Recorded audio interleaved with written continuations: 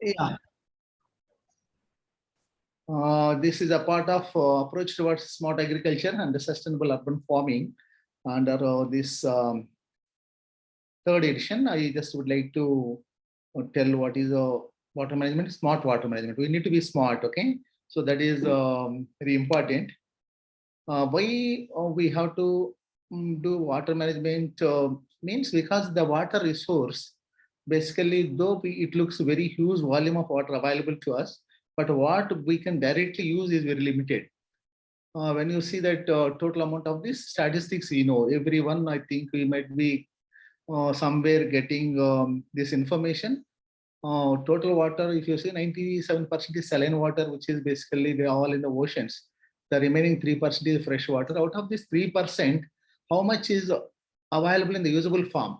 That is again less than 1/3 of that one.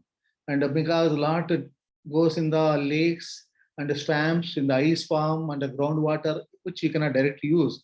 To a certain extent, we use groundwater and surface water. Okay. By considering the total amount of water available, only out of that 1% is available for us to use. Then it comes when it is in the earlier days, it was no issue because the population was not that much. People were having access to the water. They used to live close to the water bodies, rivers, and fresh, clean water they used to have. Now, due to population explosion and because of our use patterns, not having proper consent for this water management, and a lot of water getting polluted, and the people are also not having access, many people. And just this particular slide here, right side, and that tells that what is going to be more scarce in future. When you see in 1995, the world population was 5.7 billion. Out of that, only 8% of the people had some difficulty, like reaching water. Otherwise, 92% of the people have relative sufficiency. And this 1995, 5% of the people were feeling stress, and 3% of the people were feeling scarcity. You know what is stress? Stress is something which you can accommodate, adjust, okay? Some difficulty experience. But scarcity means it is not available to you, okay? That physical scarcity, which with all your effort also you cannot reach. So that situation is going to be worse in 2050 because our population is growing and only 58% of the people in the world by 2050 will have relatively sufficiency. And you feel 24% of the people are going to experience scarcity and 18 stress, and 18% of the people are going to face scarcity. So a lot of India is going to be in this region. Okay, by 2050, most of the people will experience stress or scarcity in India. So today it is not that, already we are experiencing, but 2050 it would be worse. So what we have to do, there are many ways we can address the issues. Before that, how much water we are spending for food. Okay, whatever I said, amount of water available, we created a lot of irrigation, the water resources development we have done by constructing a lot of projects and building the infrastructure, all that. Today, world across, the amount of water that potentially created for utility, 70% of is going for agriculture across the world, that is towards irrigation. 22% goes for industry and 8% for domestic. Global as a whole, I am telling this how the distribution. Again, it varies from continent to continent, country to country. So Europe countries, they don't need more irrigation. A lot goes towards industry and domestic. For Asian countries, we grow a lot of agriculture, a lot of irrigated agriculture. Okay, we spend in India about 85% of water for agriculture. Oh, that is the scenario. So now, if you see the way the demands also increasing, the demands for water increases with increase in the population growth and also increase in the your standard of living. So that also one thing we should know. So as you become rich, as affordability increases, you start spending more water. That when I touch a little of virtual water, I can tell you. But if you see in 100 years, in 20th century, world across, the water usage has increased 6 times, whereas the population growth was 3 times. The world population increased 3 times, but water usage increased 6 times in 20th century. Now we are in 21st century, 22 years today. So now it is exponential growth. The demands for water is increasing every sector. So the the demand for water started increasing more after industrial revolution. Okay, the industrialization started after world wars. Lot of goods started coming, lot of industry, lot of products, all that. Today we are inventing a lot of goods, lot of services, all that need water. So that's why the demands are increasing. And FAO also estimated how much water is required for to meet our food requirement in future.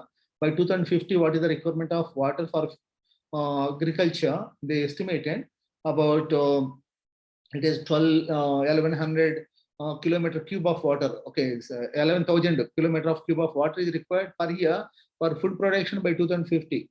But many countries today are worried they don't have that much water. From where we get? We need more food, but amount of water available is constant. That you cannot change. Nobody can create a single drop of water. Only you can change from one phase to other phase. And the demands are increasing, and particularly the demands for domestic sector increasing. So there will be cut in agriculture in future. One side there will be cut, other side you need to produce more. So these are some challenges for us. When it comes to India, where we stand, okay, our Indian, okay, I think largely we have Indian participants, maybe some from across the globe, but India is such a big country which is supporting almost 18% of the world population. It's not 17, 18% of the world population lives in this country, which has only 2.5% of the world land available here, and only 4% of the water. This really inspires me to tell that how much we have to thankful to our farmers. They are feeding us. 18% of the world population are fed in this country, and we also have surpluses to export with only 2.5% of the land and 4% of the water. That is a tremendous development happening in India. Imagine, okay, if with that less land, less water, we are producing food for 18% of the population, almost 16 to 17% of the world cattle lives here. Okay, no issue. But what is the worrying factor for us is the amount of available water per capita is reducing drastically in India because the population is increasing. We are now very close to the #1 position. In few years, we will cross the China's population. Okay, India would be #1 in this regard, but that will cause a lot of problems unless we really address many number of issues. So the per capita availability of water per person per year, if you see that it was 1820 cubic meters per person per year, by 2050 it is going to be 1140. Okay, now 2000 very close to 2025 now, 1340. Okay, per day how much of water per person per day is available in the country? Means it was 5,000 liters 2001. By 2050 it is going to be 3120. So you may ask how it is going to affect us. You need water for everything, whatever you do. How much water you need? United Nations and UN Water, World Water Council, they estimated how much water is required per person per year. So in any country, 1700 cubic meters of water per person per year available, you can meet all the requirements. That's what is some estimates made. But today we don't have that much water, but it is going to be less. That's what I said. By 2050, a lot of India will be under the water scarce scenario, under water stress we'll experience. Already we are experiencing. That is the reason why we need to worry.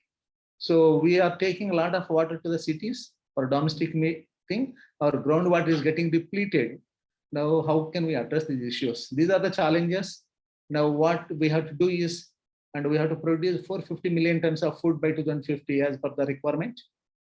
Today we are having 320 something around, but you have to make it 450 million tons and make our agriculture as our green revolution, not green revolution, our green.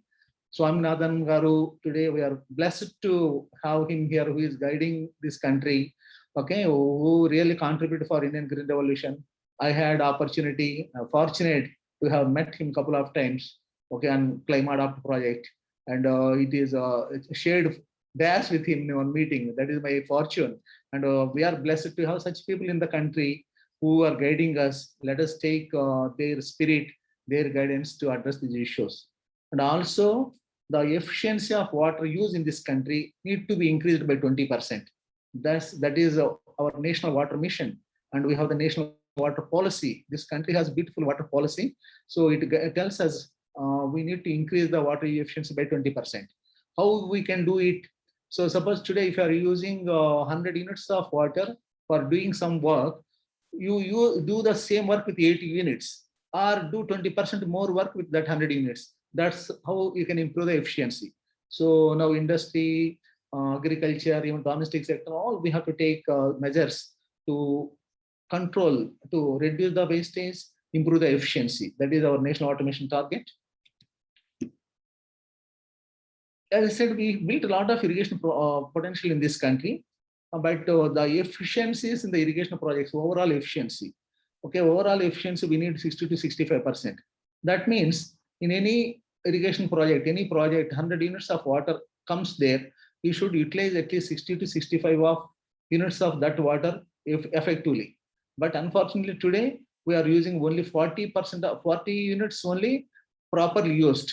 Overall, 60%, 60 units are lost. But 30 to 35 units, you have to forego because there will be evaporation losses, seepage losses, conveyance losses, all the losses will be there in the system. But now that losses we have to reduce, improve the efficiency. So how we can improve the efficiency today? The left pictures here, you see that we are creating swimming pools in the farm. The germination is not good, the land is not leveled properly, then there will be a lot of uneven distribution and wastage of water. Suppose if you convert that land with the proper leveling, laser leveling, okay, today on-farm water management is the big issue. How the CADAs, Command Area Development Authorities, under irrigation department, they have to play a crucial role. The institutions like Walamtari, WALMIS, etc., they have great responsibility to guide the people to improve the on-farm water management. So if you make our land preparation like this, and if you deliver water in surface methods, we can reach 70%.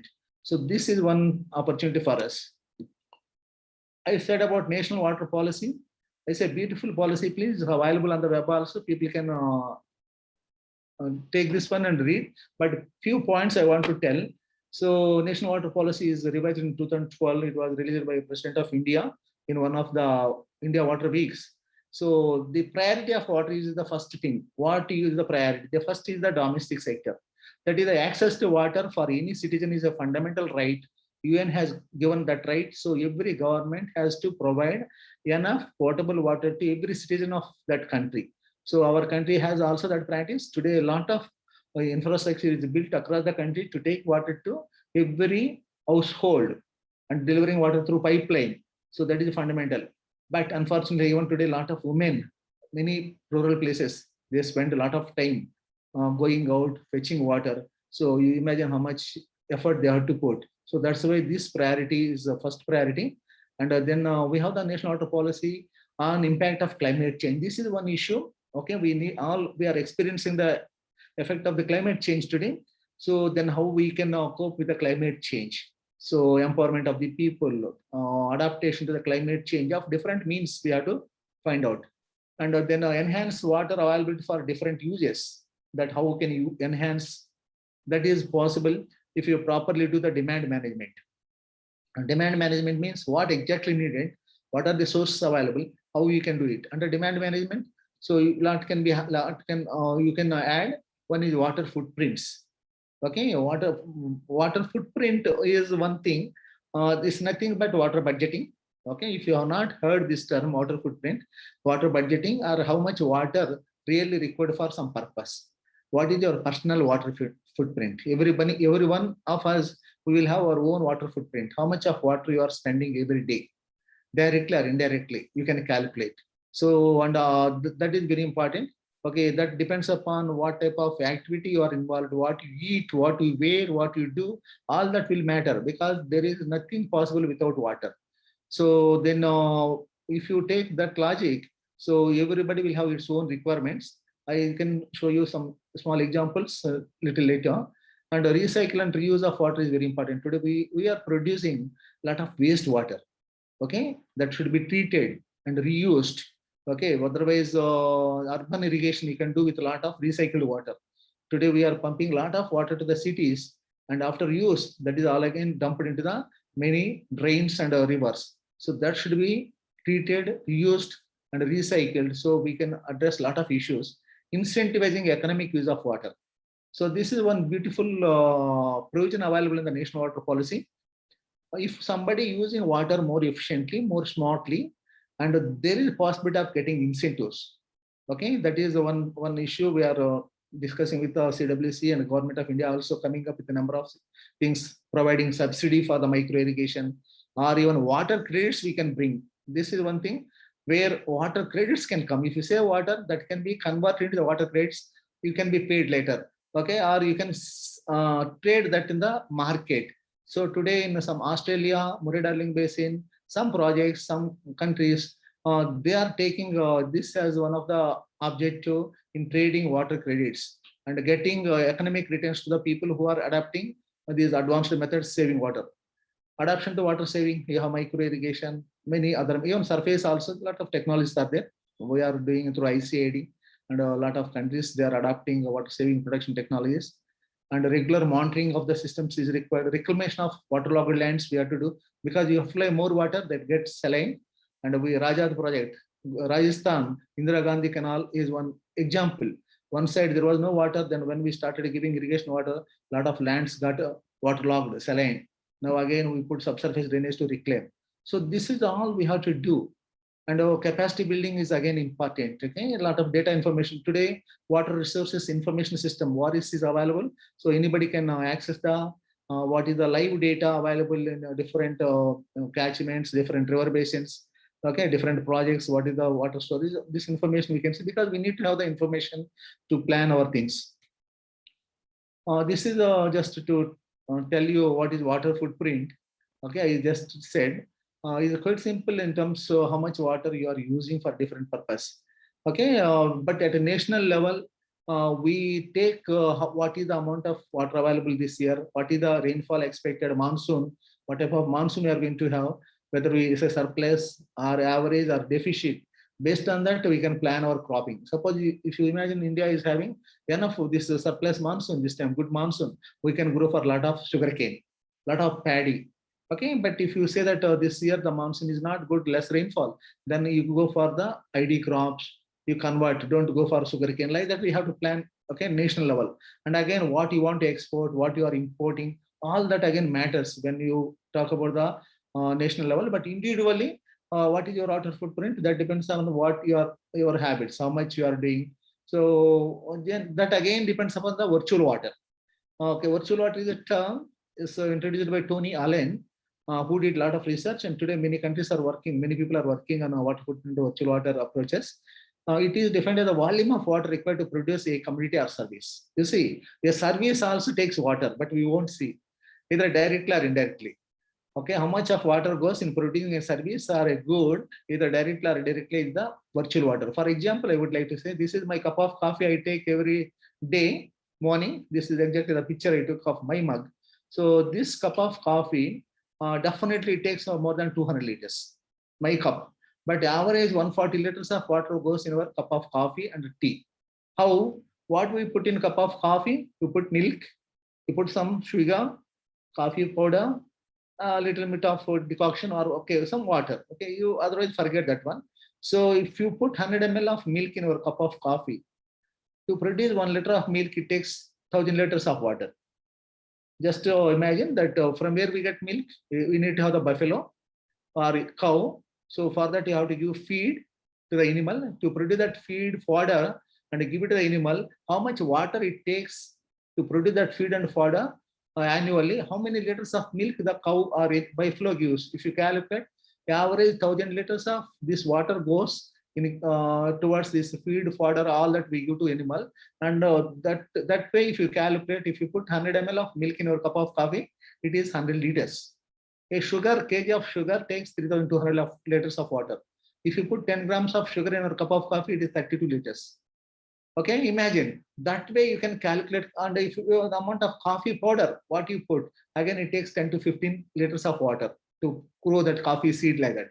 And what directly you put water is nothing, few ml, but indirectly so much of water is going in your cup of coffee. Similarly, you can calculate this is a big subject. Okay, I cannot take much time on this, but to just give you an idea, if you are not aware of it, please, there is a lot of scope available to do our research also in these taking these points, and a lot of people are doing.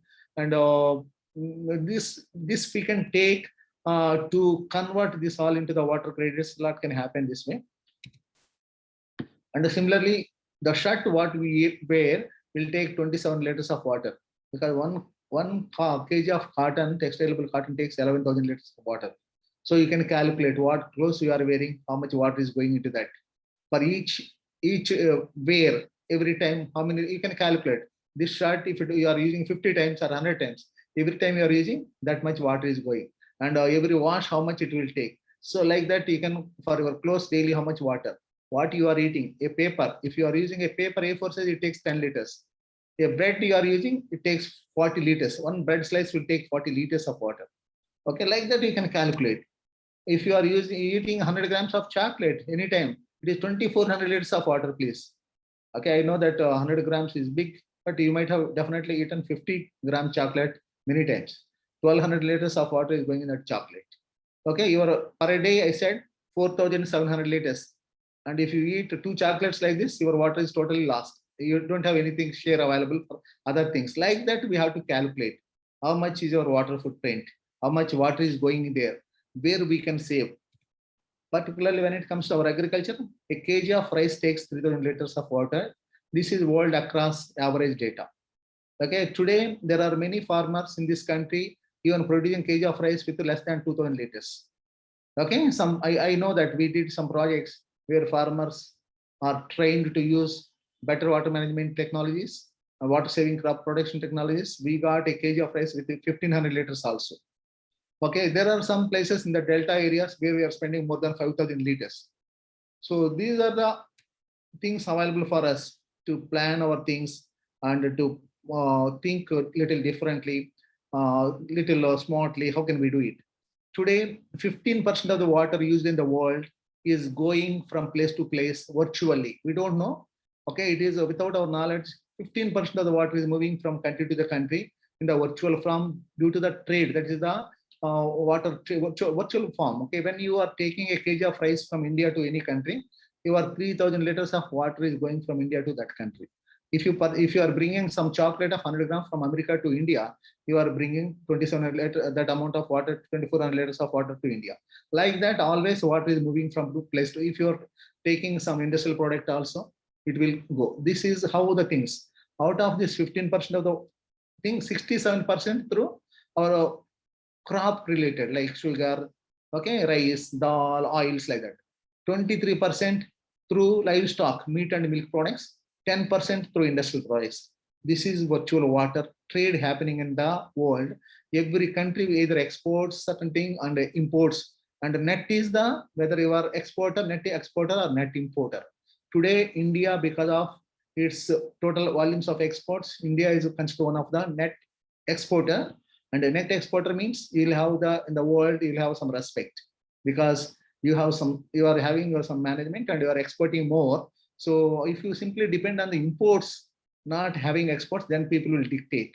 So, but we are worried if we won't improve our production technologies or better management things, and India in the coming years, it is going to be on the deficit side and becomes net importer. That's why all the people attending here, so take certain cue from this one and see wherever you are there, how to reduce water in the products, how we can contribute for saving that water and producing more and becoming India as surplus in this regard.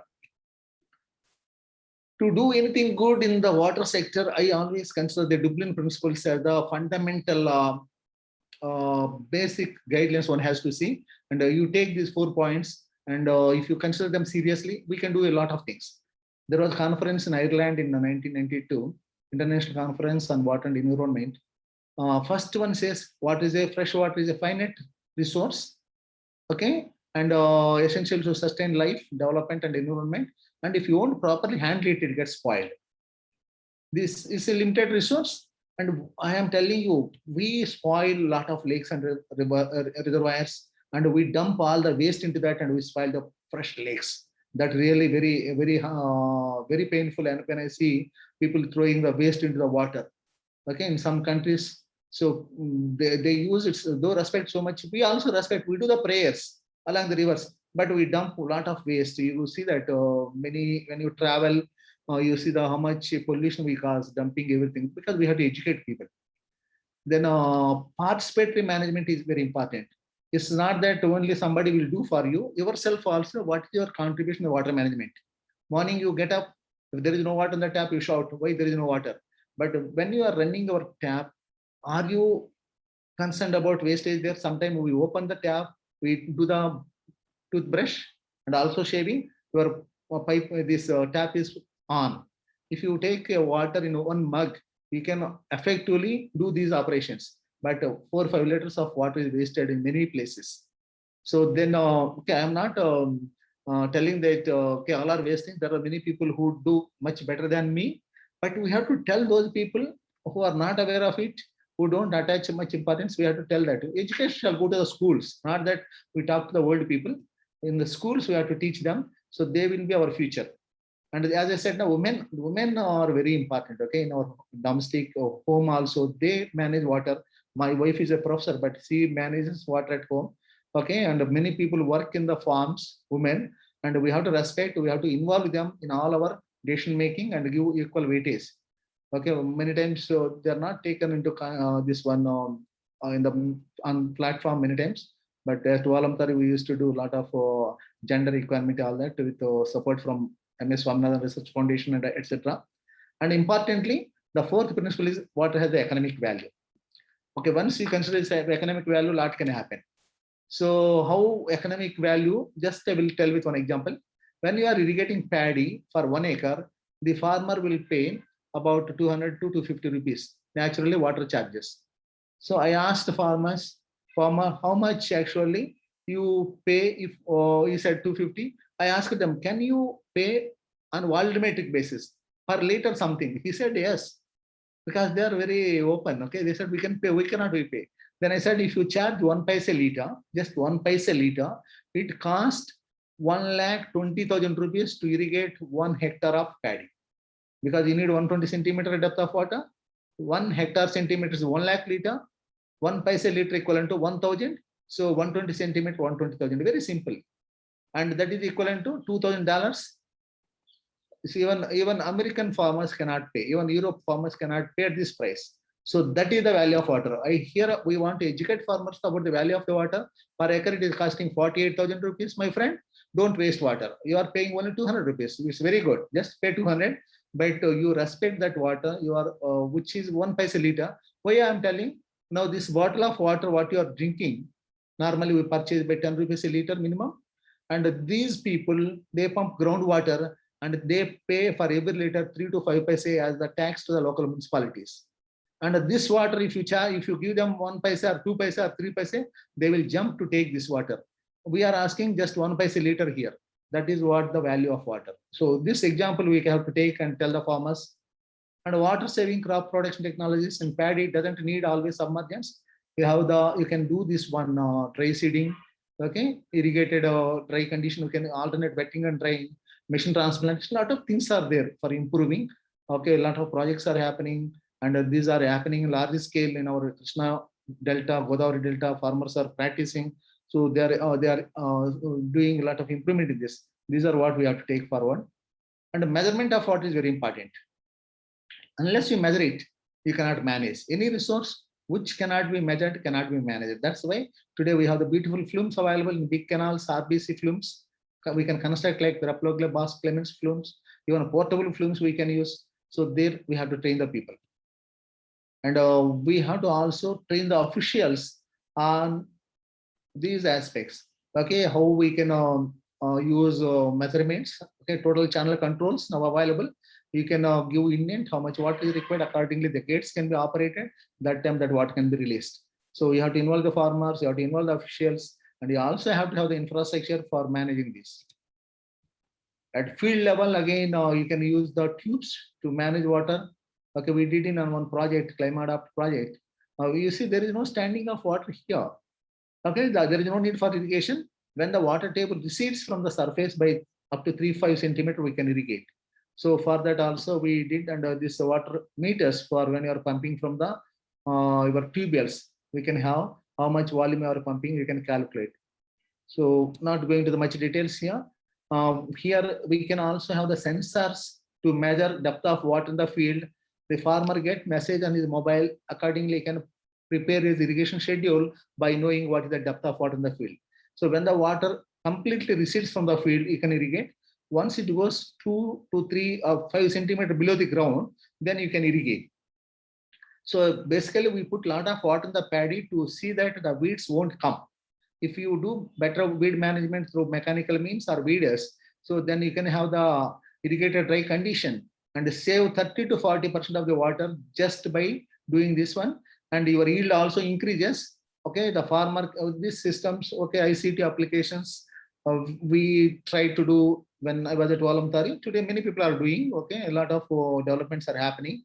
So the farmer can get the message on his mobile, what is the water table depth in the field, water availability. Accordingly, you can go to the field and even remotely they can operate their pumps for irrigating. And even the canal management is also important. Okay, sometimes water goes without any proper diversion boxes here, junction boxes with the gates. We can regulate, that is required. And lining, wherever required, we can do the lining. So, okay. And these are the things which we can take to the farmer field and involve the farmers. Today, micro irrigation is changing the lives of farmers in this country. India is one of the leading countries in the world today, having largest area under micro irrigation, drip irrigation. Okay, and then these are some of the pictures. Okay, where practically we implemented a project, AP micro irrigation project. My experience for 10 years over that. And this project is the mother of all micro irrigation projects in the country. Idea was to bring 2.5 lakh hectares in a 5 years period by spending 1176 crores. But there we put a lot of effort. What type of equipment shall go, what quality norms, all that.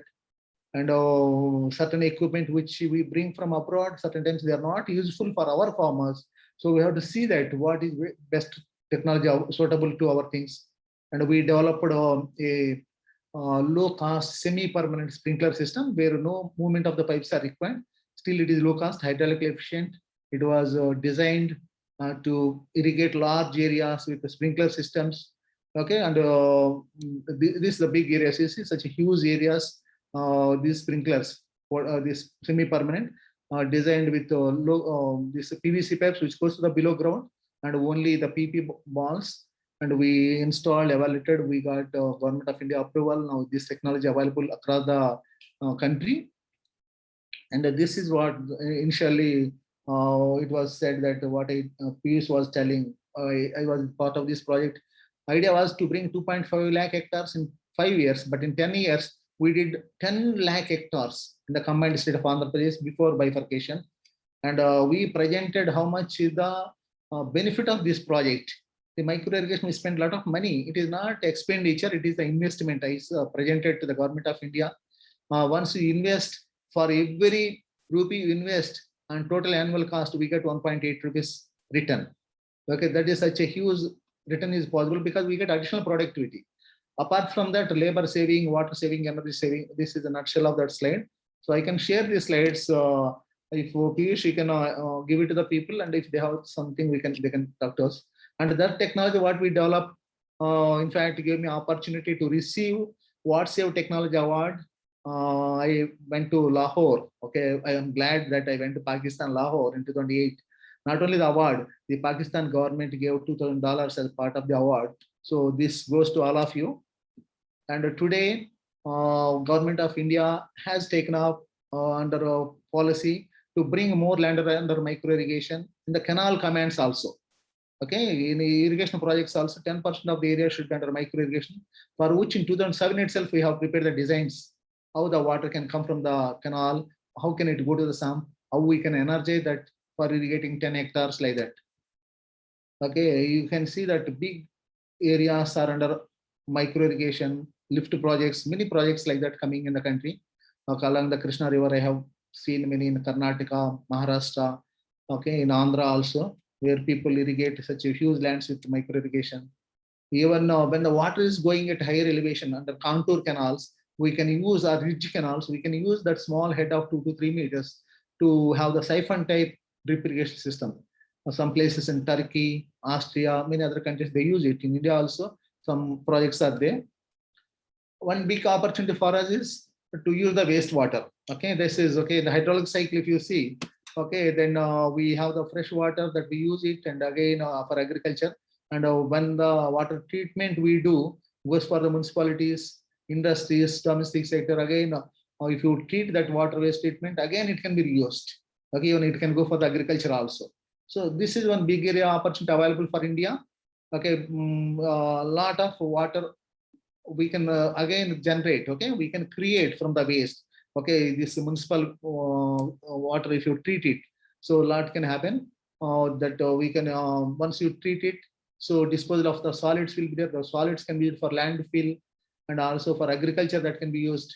And we can use this water for irrigating forestry, urban irrigation, cooling purpose in the cities, all that can be used.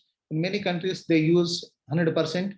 So today, unfortunately, in India, we don't have that much treatment capacity. It's estimated our sewage generation is 61,754 million liters per day, but we have only about 38,000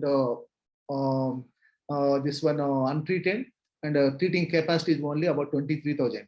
So there is a lot of investment now go, and a lot of focus is there. So to treat this water for use, this is a little statistics about state-wide generation of wastewater in India.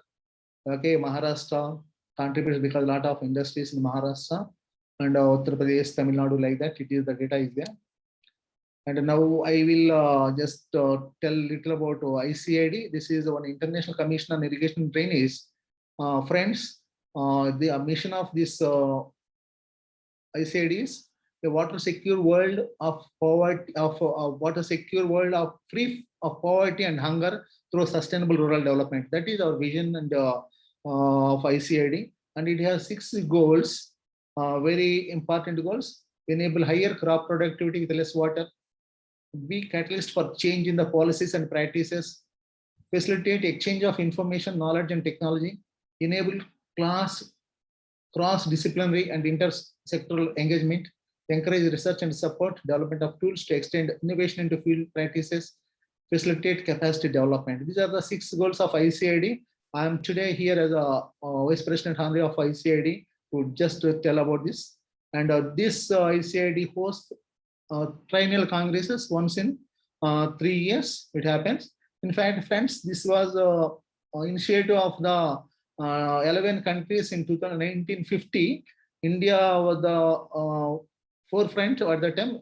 The Pandit Jawaharlal Nehru was the Prime Minister. So they joined together to initiate this process, and this came up, and the headquarters is in New Delhi. ICID headquarters, Global Organization headquarters, New Delhi, NAHEP. Okay, that today 78 countries of the world, where mostly it is irrigated and drainage area, which account for about 95% of the irrigated and drainage in 78 countries. They are the members. Other countries are also members, and every 3 years they join as in the ICID Congress. And once in 3 years, World Irrigation Forum happens. This is the biggest events happening, and every year again there will be some conference and an International Executive Council meeting happens. Now, after 57 years, we are bringing this Congress to India in 2023. It is going to happen in Vizag, Visakhapatnam, Andhra Pradesh. Government of India and Indian National Committee co-hosting this one. And you know where is Vizag? Okay, Vizag is a coastal city, beautiful city of Andhra Pradesh, and this is happening November 6 to 13, 2023. So we have about 1.5 years. So this we are working on this, and all the people attending who are here, this is information for you. Our next very soon, our first announcement is coming on June 24th. So with all the information about the Congress, our young Chief Minister Y.S. Jagannamohan Reddy Garu is the one who gave me all the approvals, permission, so to host this Congress in India after 57 years. Okay, we have also received World Heritage Irrigation Structure Awards to this country. 10 awards this country has received. Till 2017, India was never in that map. Today, 10 projects of the country, including a very, very historical project. Any irrigation project which is more than 100 years old, we have a practice in ICID. After evaluation, it will be recognized the World Heritage Irrigation Structure, because so we have to pass this to the next generation to maintain them. So that initiative we have taken. I am very happy and proud to be part of this development in this country. And the Congress, what is going to happen in Vizag, that is the theme is tackling water scarcity in agriculture. So what are the alternative water resources could be tapped for irrigated agriculture? So we were just discussing about our presentation. Then which on-farm technique can increase water productivity? So these are under these questions. Again, there will be sub questions. Each question under there will be symposium, there will be exhibition, there will be young professional forum. Lot of things are going to happen in the Congress. So as I said, you wait for 1 month. We will come with the first brochure. And to promote this event, I am taking all efforts, and I like presenting to you today. I am taking the support of all the number of parliaments. These are the number of parliaments met in Delhi. Okay, this is our former chief secretary, now resident commissioner, residing in Delhi, supporting Andhra Pradesh. So seeking all their support. And these are the our registration fee for globally how it is. We are having these standards of ICID tariff for the Congress. And Vizag is a beautiful city. The beautiful coastal city is one of the cleanest cities in the country. And it has very historical things there. And November, the climate is going to be very happy climate, moderate. Okay, you don't need much winter clothing. Okay, so that is a beautiful time we can visit, and beautiful beaches apart from that. And we are also planning for post-conference tours. There is the 𝘷𝐦𝘐𝑚 from Aries. Okay, this is one of the longest barrage. Okay, 3.5 kilometers on the river Godavari near Rajahmundry. So they built by the cotton. Okay, original structure was built by cotton. So we are also filing this nomination for the Wish Award this time. And now the Polavaram project is coming up there. So there will be also a study tour for it. And there is a lot of tourism places around Vizag. So we are planning to take the people to the after conference tours also. This is a beautiful city. You can see that we have the submarine museum, one of the museums in the world, 1 or 2 I think in the South Asia. We have one here, and also some other museums there. And finally, friends, what I said now, this what I am telling, we have to take this education to the school children. We have to consider they are our future. At Walamtari, thousands of children, we reached thousands of children through our initiative to educate them what about the water management in fields, how to weigh importance of it, what are the sensors. And we used to conduct water weeks at Walamtari, a lot of competitions with children, and we published some literature also. So that's what we need to take this topic to the school education. And if we train the children about the natural resource management, they take responsibility, and our future is bright, and our future will be secured. That is what what I feel. And in this regard, we have given some inputs to the National Water Mission also. My friend was there, Aries, who was the National Water Mission director. Okay, he was doing a lot of planning work. At that time, we gave some inputs also to see that the syllabus goes to the schools where our people can be trained. So not only children, okay, at the youth, young professionals. So ICID, as I said, we believe in that one. Every year, we conduct international training programs to the youth across the world. A young professional forum is there, and I am glad that I am regularly part of this initiative of the ICID. Various countries we conduct these programs. Been to many countries to do this one, and we invite many people, and Vizag particularly, and we are taking a responsibility to see that we support internationally at least 20 young professionals across the globe to select, and we pay for them, so they will come. Our idea is that when they go back, and they will contribute for our future. So a lot of things we want to share that one. And people attending this particular program, they can also look into the ICID website. Okay, icid.org. So you get a lot of information about the activities of ICID. You can get benefited, and you can also, some people can also get the young professional fellowships. Okay, I summarize finally what can be taken forward. Okay, let us first understand what is economic good. That's why I said with some example. So we have to educate people, tell them that water has that much value, please don't waste. Use as much as you like what is required, but don't waste water. Because, so I said there's a lot of things. And you have to measure water in every project, every place, every research you are doing, how much water is going to that component. You please see, in a university also, I tell our other friends, so whatever the research you are doing, what is the output per unit of land we see, per unit of water. you calculate every variety also. So that says, and demand management, this is one approach we have to see.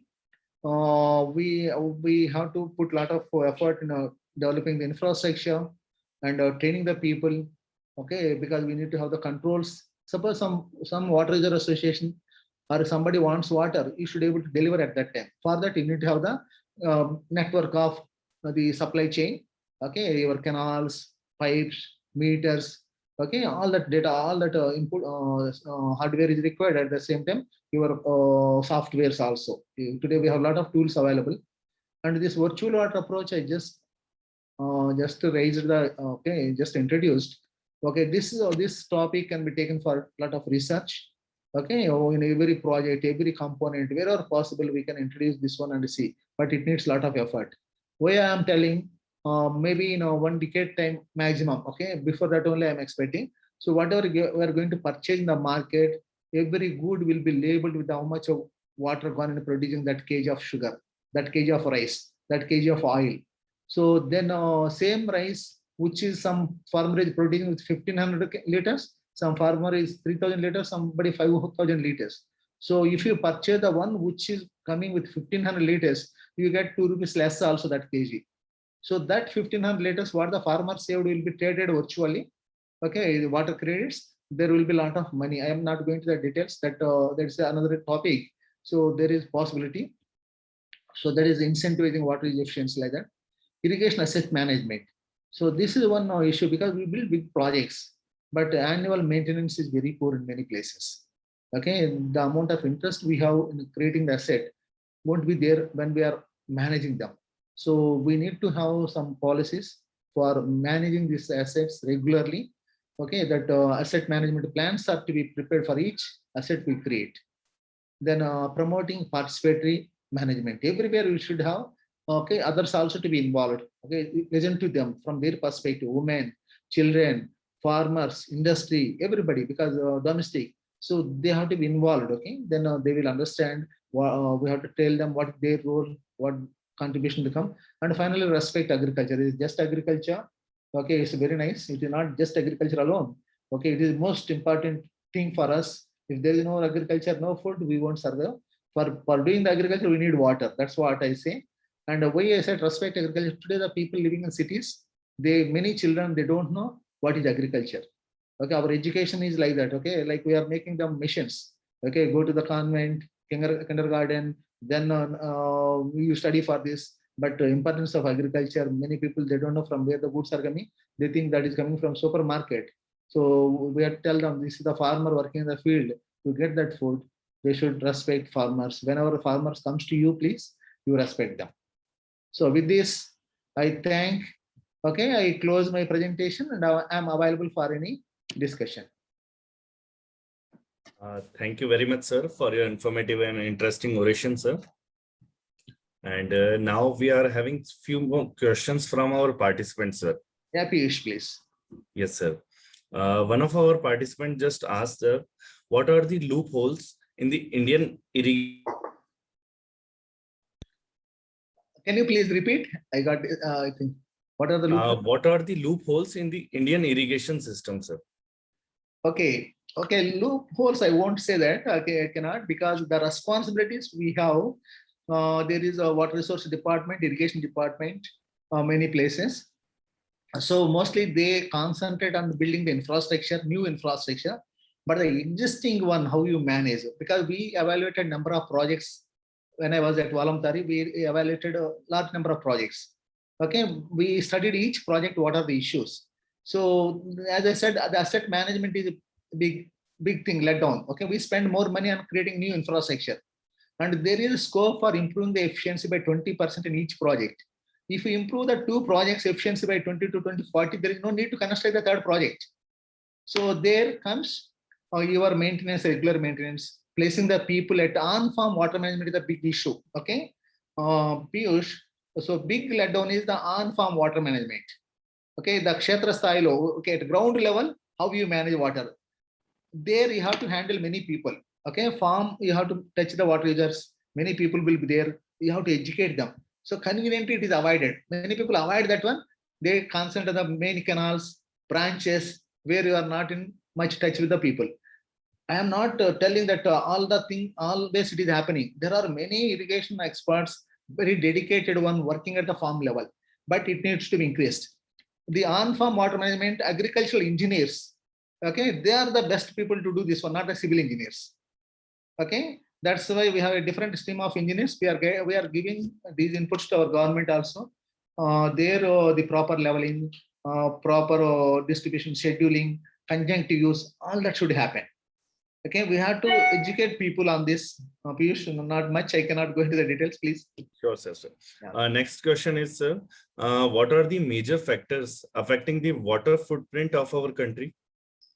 Yeah, major our water footprint. You see that, okay, we are certain times what is happening. We create a new irrigation project, new infrastructure, big project, and we lift water, and again it is irrigated by flooding. You see that major, okay, the policy should be like this. When you are energizing the water, that shall be only through pressurized pipeline. It should be distributed through your micro irrigation, sprinkler systems like that.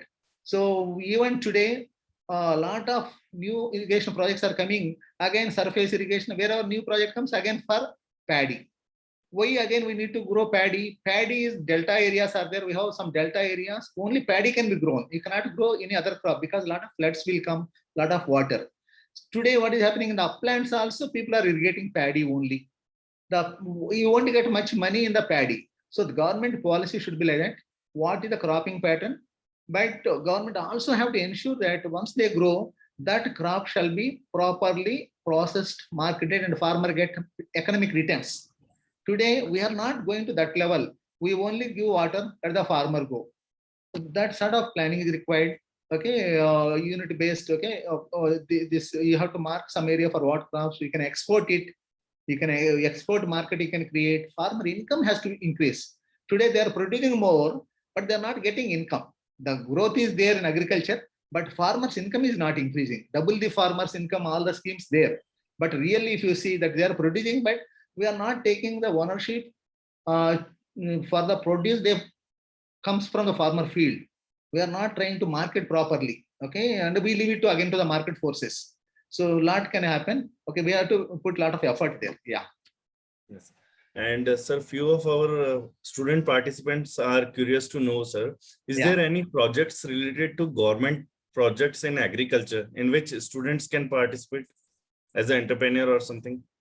Yeah, today a lot of projects. Okay, we in our university, okay, we have the students in different colleges, different places, polytechnics, and our government initiatives are there. Many initiatives.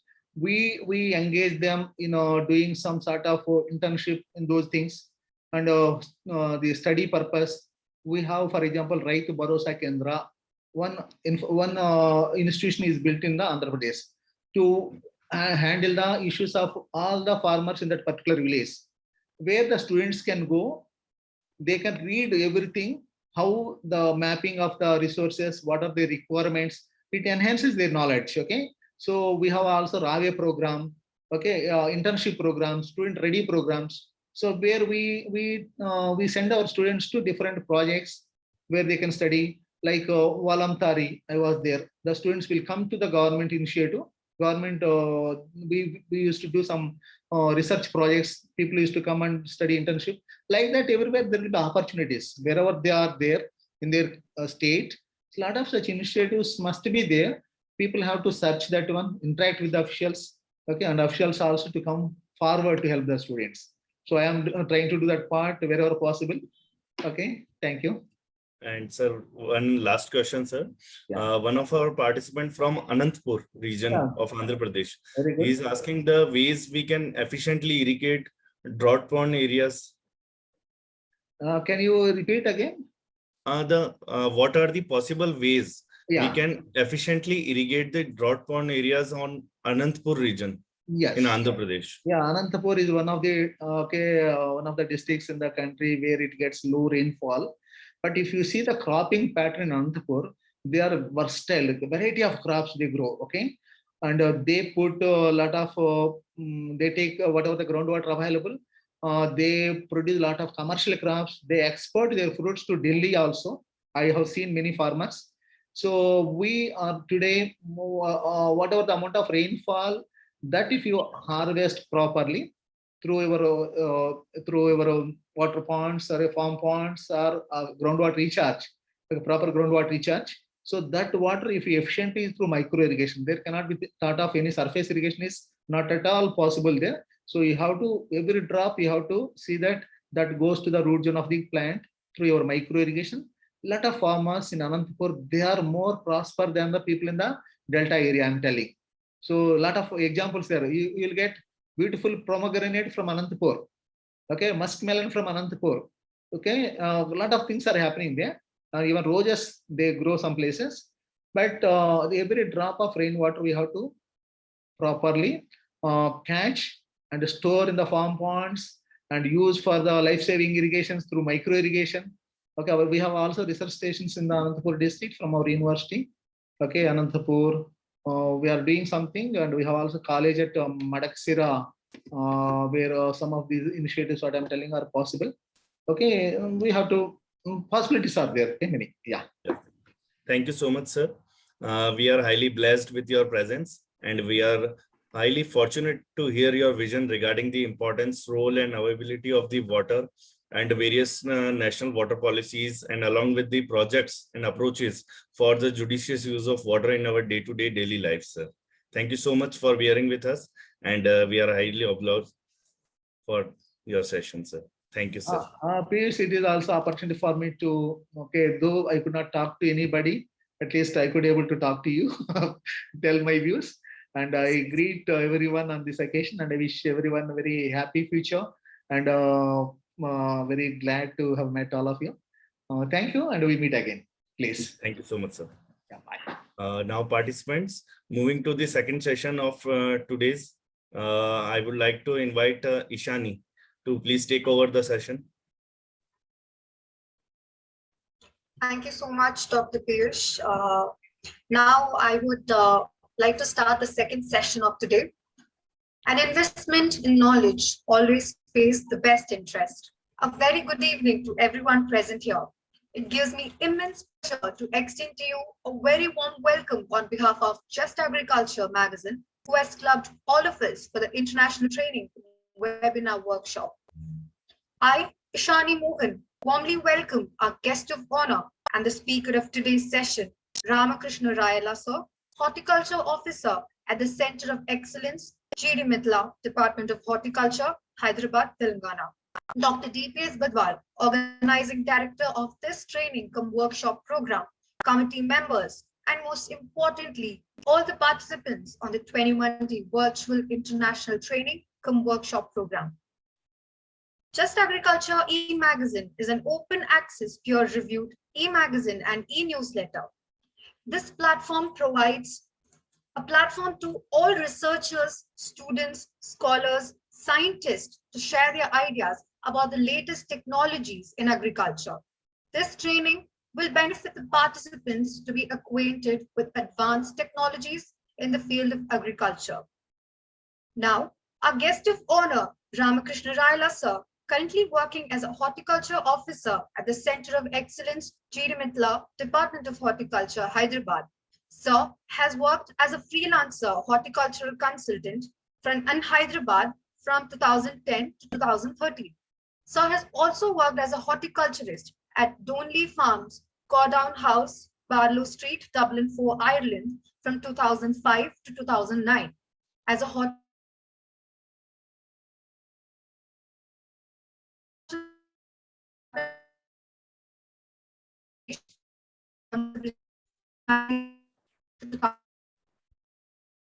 talking about the positive, proactive, and culturist with a highly successful background in achievement of profitable business growth through the creation and execution of successful agribusiness strategies, coupling with strong technical competence in all aspects of horticulture, especially in crop production, organic farming,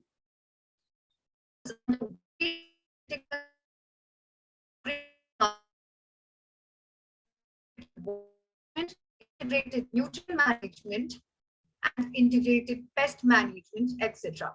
Sir has won award on Telangana State 𝘷𝘦𝘺𝘺 Award from Department of Horticulture, Government of Telangana. Now, I will invite Ramakrishna Raila sir to deliver the lecture on hydroponics. Over to you, sir. Hi, good evening. Am I audible? Yes, sir. Good evening. You're audible, sir. Yeah, good evening, all of you.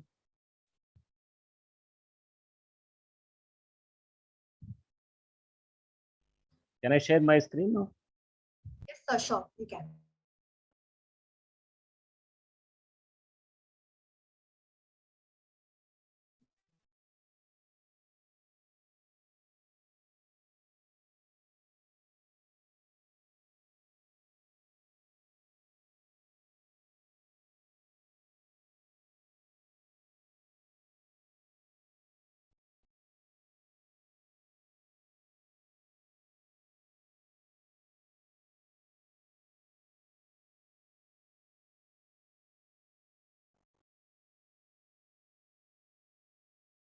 Yeah. Is it visible, madam? The slide is visible?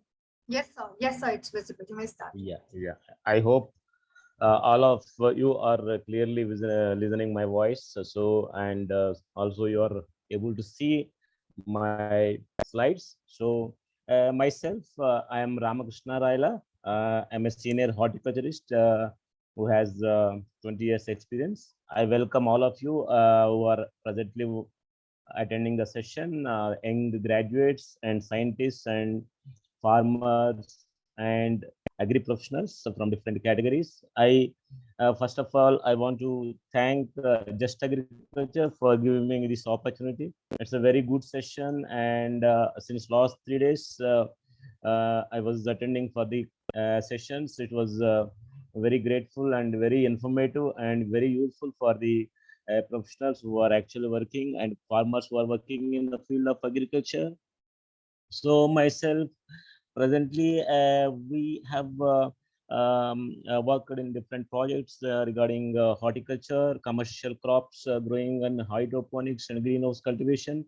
And we have been working in open farming during 2004, and we have seen a lot of crop practices. And when I was actually completed my graduation, I worked in the Department of Horticulture as a consultant. Then actually I resigned my post, and I went to Ireland for pursue my the highest degrees and research I have done, and I have updated my knowledge in the international level. Then I come back and joined different government programs and worked for the as a chief agronomist for the different American companies. But presently, I am actually working on my own sometimes because I would like to educate the farmers on my own. And yes, I have worked for 4 years in the Center of Excellence, which is an Israeli project. We have handled 18 greenhouses and hydroponic units and a plugging production with the highest capacity of high quality sealing productions. The trend presently, I am seeing many of the farmers who are actually coming into hydroponic farming. Since last 2.5 years, I've seen farmers entering into the hydroponic farming with a lot of interest, because during COVID time, everybody was interested for having a high immunity, immunity boosting food, and a lot of people were without some work, so they actually thought about doing smart farming techniques like hydroponics, because it's very easy. They thought that, and they have entered into hydroponics. And some of the youngsters and young farmers and young business entrepreneurs who have burned their hands, and a lot of people I have seen doing since last 2 years into greenhouse and hydroponics. But I want to share my views regarding the hydroponic, what actually happening. You see, it is a novel technology. Actually, it was introduced during 1980s in our country. But what was happening is still the marketing fluctuations and marketing demands are not certain, and the exotic crops which we are growing are actually not fetching to that much to the growers. And even though it is a very good novel project where we can actually do sustainable farming by saving 95% of water, and without harming the soil, we have a lot of advantages. Um, this is what actually I have encountered many problems when I go to the farmers field. I've seen what actually they are facing the problems. When I go to the hydroponic farm, beautifully designed with smart farming technologies, IoTs, and the automation dosing systems and other things. But when I see that some of the drawbacks were normally the farmer grower was not actually aware of having the plant knowledge. Basically, the lot of research have to be come out while going for hydroponics. Even in, unfortunately, in India, we don't have much research in hydroponic growing crops. Even government institutions have not much interest. They have not taken for research. Now they are actually taking up, and there is no actually subsidies also from the government side for hydroponic growers and other things. If you see the standards, there are no protocols for the hydroponic growers available, handy things. And many people are beautifully designing the structures, but when you see when you go inside, a lot of pests which are very similar to the conventional farming, and mostly the pests, sucking pests, like 3 so the lot of knowledge has to be derived, to be imparted for the growing farmers. So once the hydroponic structures are built up, simply they think that the pest won't come inside, but it is a crop, it is a living crop, so it usually attracts, the pest will be anywhere. Even though it's a polyhouse is very tidy, clean, but we cannot avoid the pest and disease. Definitely they come. Waterborne diseases, mainly algal growth, and root rot and Phytophthora, Salmonella, and almost all the diseases are occurring in hydroponic crops, which is actually making the growers, because the having to put into losses, and growers have very limited knowledge about the crops, because these young graduates and the software engineers coming from different backgrounds are actually establishing the hydroponic units and greenhouses, but they are very good at managing the irrigation systems, and the light and other manipulations are very easy to do. But cropping patterns, cropping cycles, and the pest and disease knowledge is very less. And most of the times the sprayings are very high chemicals they are using in the polyhouses, so which is actually very annoying thing, because these are all salad crops which we actually don't allow any chemical. So these are the things actually I am now the problems are there in the greenhouse farming, in the hydroponic farming. So I would like to address, so you can actually these are the researchable issues we can address to the scientists, we can address to the graduates, we are doing PhDs, so we can come up with all the issues, and we can actually make it a sustainable farming. It is a very good technology, but the thing is the training also, the trained persons, like whenever you are establishing this, because this is a very expensive capex involved in the establishment of the hydroponic system. When you are actually spending a lot of money, you should have a trained person or agronomist or a support of a supervisor who has actually having a good experience in growing crop seasons, because the maintenance part of irrigation, dosing, and light maintenance and other things are very easy. But the thing is the proper maintenance of crop, because 1 or 2 years they are doing very well, and then they are leaving the greenhouse and polyhouse and whatever the hydroponic unit, then they are actually selling, or maybe it is they are converting into some scratch or something like that. So these kind of things should not happen, because whenever we are importing the technologies from Western countries, just we are copying and pasting, not like that. We have to find out very economical and very cheap and very adaptable hydroponic designs, and we have to train the persons. And I request all the entrepreneurs who are actually working with the installations, so let us try for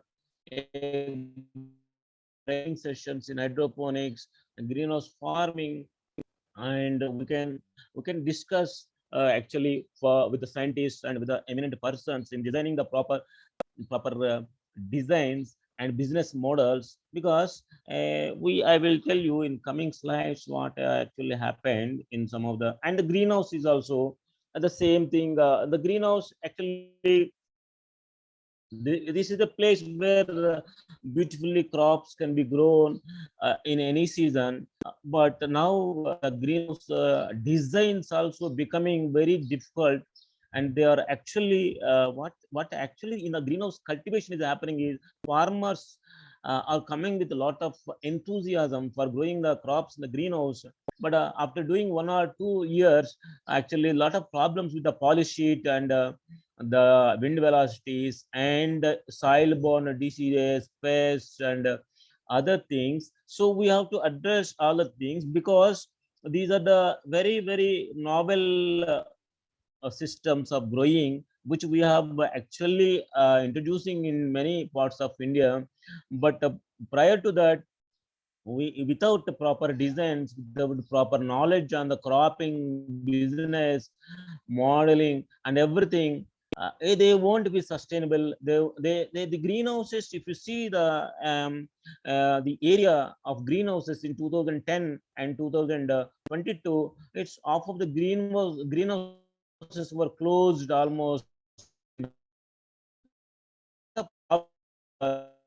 In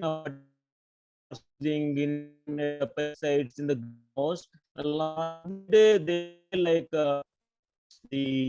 like there will be some kind of schedules Monday this, and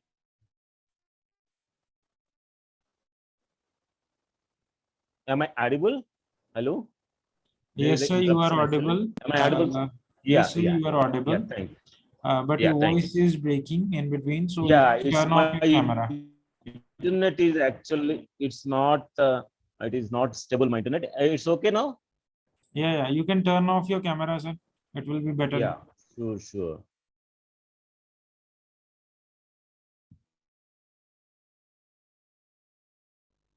It's okay? Hello, sir? Yes, sir.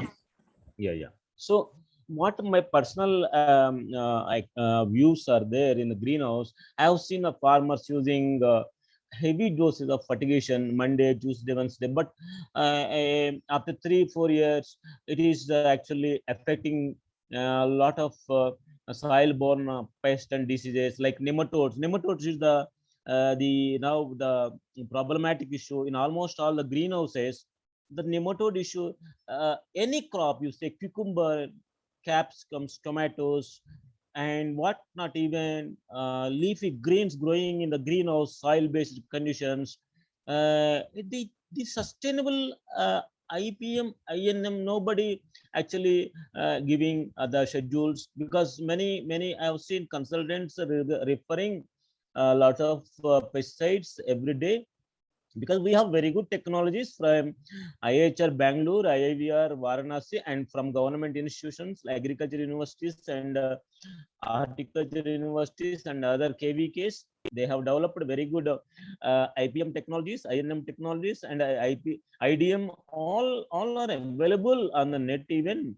So I hardly see any kind of these issues in the polyhouses. They just dump the fertilizers on the beds every day, like kgs and kgs, 3 kgs of 13045, 2 kg of 999, and 2 kgs of 60. Like that, they dump every day, Monday, Tuesday, Thursday. The consultants will give the schedules, like getting heavy income from a given area of greenhouse. After 2-3 years, the farmer comes, sir, my greenhouse is not working. My beds are with nematodes. My beds are with the Pythium, Phanedermatum, and my beds are with Fusarium wilt and Rhizoctonia wilt. Lot of issues, like all the microorganisms were dead, and a lot of issues for burning of these new diseases, pest like Jota absoluta, pinworm, which is very dangerous in the greenhouse. Once it enters, it never be controlled. So we have now IPM technologies for. So this is the area where we can address the farming community for the sustainable farming in the greenhouses. Definitely, then the greenhouse will flourish for longer time. It will definitely be used in long duration, like 10-20 years, because maybe some structural modifications we have to do maybe after 3-4 years, but soil and other things you cannot change, because the changing of the red soil for an acre of land will cost 10 to 15 lakh rupees, which is very difficult. So there is no shortcut for growing of the crops. Yield, high yielding is not the biggest target for our professionals, because we should not even market the product when it comes on higher range. But the thing is, when you are targeting the highest production from the given area, that it becomes unavailable, unproductive after 3-4 years, and it is becoming unsustainable. And the farmer is, after spending 40 to 50 lakhs on acre of greenhouse, it is becoming unusable, and the farmer is incurring a lot of losses. So what I actually suggest the farmers whenever they come to is, first and foremost thing is, it is greenhouse is only a house. It is just, all other things are like normal. You can just grow your crop, any crop. Like now you see, you can grow leafy vegetables, because now in summer, actually greenhouses are meant for off-season crops, but due to climate change and everything, it is very difficult to grow the off-season crops. Like if I want to grow tomato in summer, it is becoming very difficult, and capsicum in the greenhouses, it is becoming very difficult. So these are all issues we have to address. We have to find out the design which is appropriate for growing tomatoes and capsicums in summer. So the research has to come out for further, because we have to lead the further youngsters. So now one generation has, now we have seen 1 decade under greenhouse cultivation. Now that greenhouses all are ineligible for growing of the crops. Now the new growers, we actually newcomers are coming, and again we are encouraging them for hydroponics and greenhouse farming. But the issues are so many. Even though I went to IHR Bangalore, and I went to other many institutions, and when I see their professional management is very good, except some cases they are doing research, and they are actually changing the designs time to time, because a single design cannot fit for all the seasons. And it should be in summer, we have to cover the greenhouses with the aluminate or something on the top, actually, and like that we have to maybe increase the number of the circulation fans inside, because when the structure is constructed, the farmer, after spending 40-50 lakhs, it is a big business. So he is simply not having the knowledge of operating the side curtains and everything. So these kind of issues are there in farming level. So as a youngsters, as a professionals, we have to concentrate more on the sustainable production techniques of greenhouses, and designing the sustainable greenhouses, climate control greenhouse, and the cheap prices and economical modes. So we have to design the crop cycles before we give the greenhouse to the farmer, or a farmer should have the knowledge of his marketing channels before constructing the greenhouse itself, and whether he is planning exotic or Indian varieties, it is not a big issue. But the thing is, he don't eat the lettuce, but he will grow the lettuce, and where he can sell, that is the thing. It is happening whenever I go to the greenhouses of different hydroponic units. They simply keep all the lettuce varieties, but they never eat lettuce, and they are looking for marketing like eagerly. But who will buy? See, the buyers and sellers, there should be some buyers, consumers. At least you have to do some research on the available consumers in your urban areas. So I have seen many farms which are actually done with improper designs. When I entered a greenhouse of last month, an entrepreneur has resigned his job and spent a lot of money. So he actually, what happened was, he spent 6 million rupees of Indian currency, and the when I go there, the lettuce was actually 2 months, 3 months old, and is not actually harvesting, and it's very bitter in taste, no nutritional value. And when I asked the entrepreneur, and he said that I have invested 6 million rupees, and I have done smart farming technologies, and I have done a very good greenhouse with very good channels, and I'm using RO water, I'm using all this, that. But okay, that all things are okay. But at the end of the day, you have to at least market your product. No, the thing is not there. So after he came to know that there was no marketing, but unfortunately, before he didn't do any research on the marketing, production part is okay.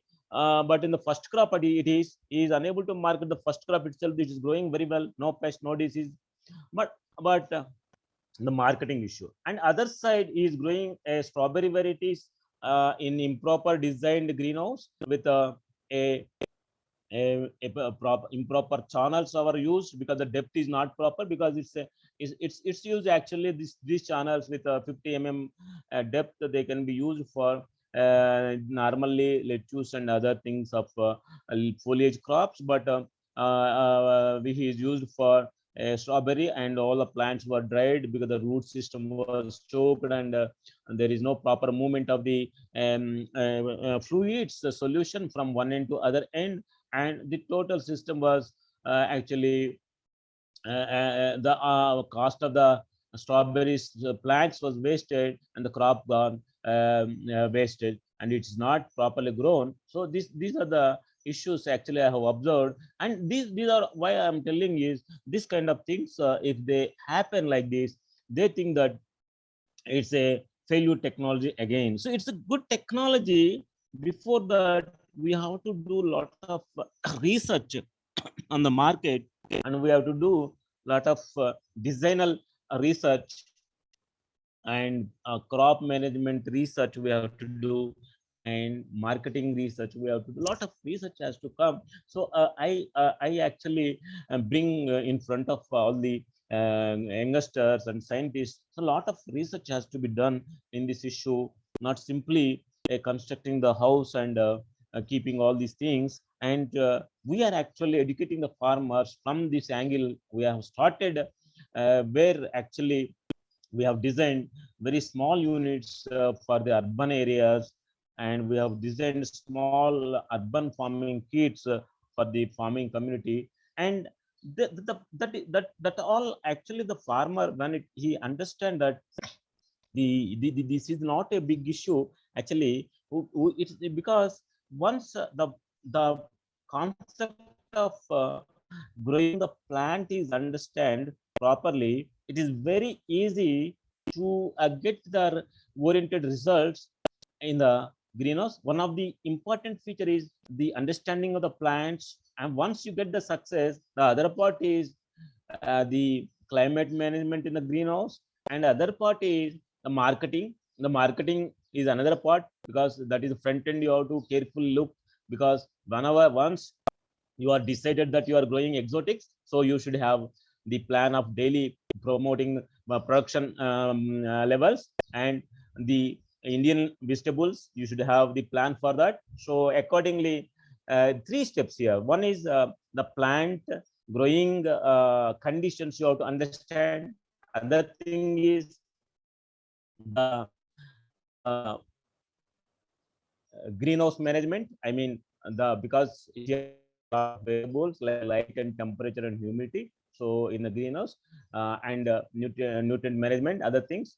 And other thing is marketing. So these 3 are very important in hydroponics and greenhouse, because once you understand the parameters which are required for the growing of the plant in the soil, because the plant it needs light.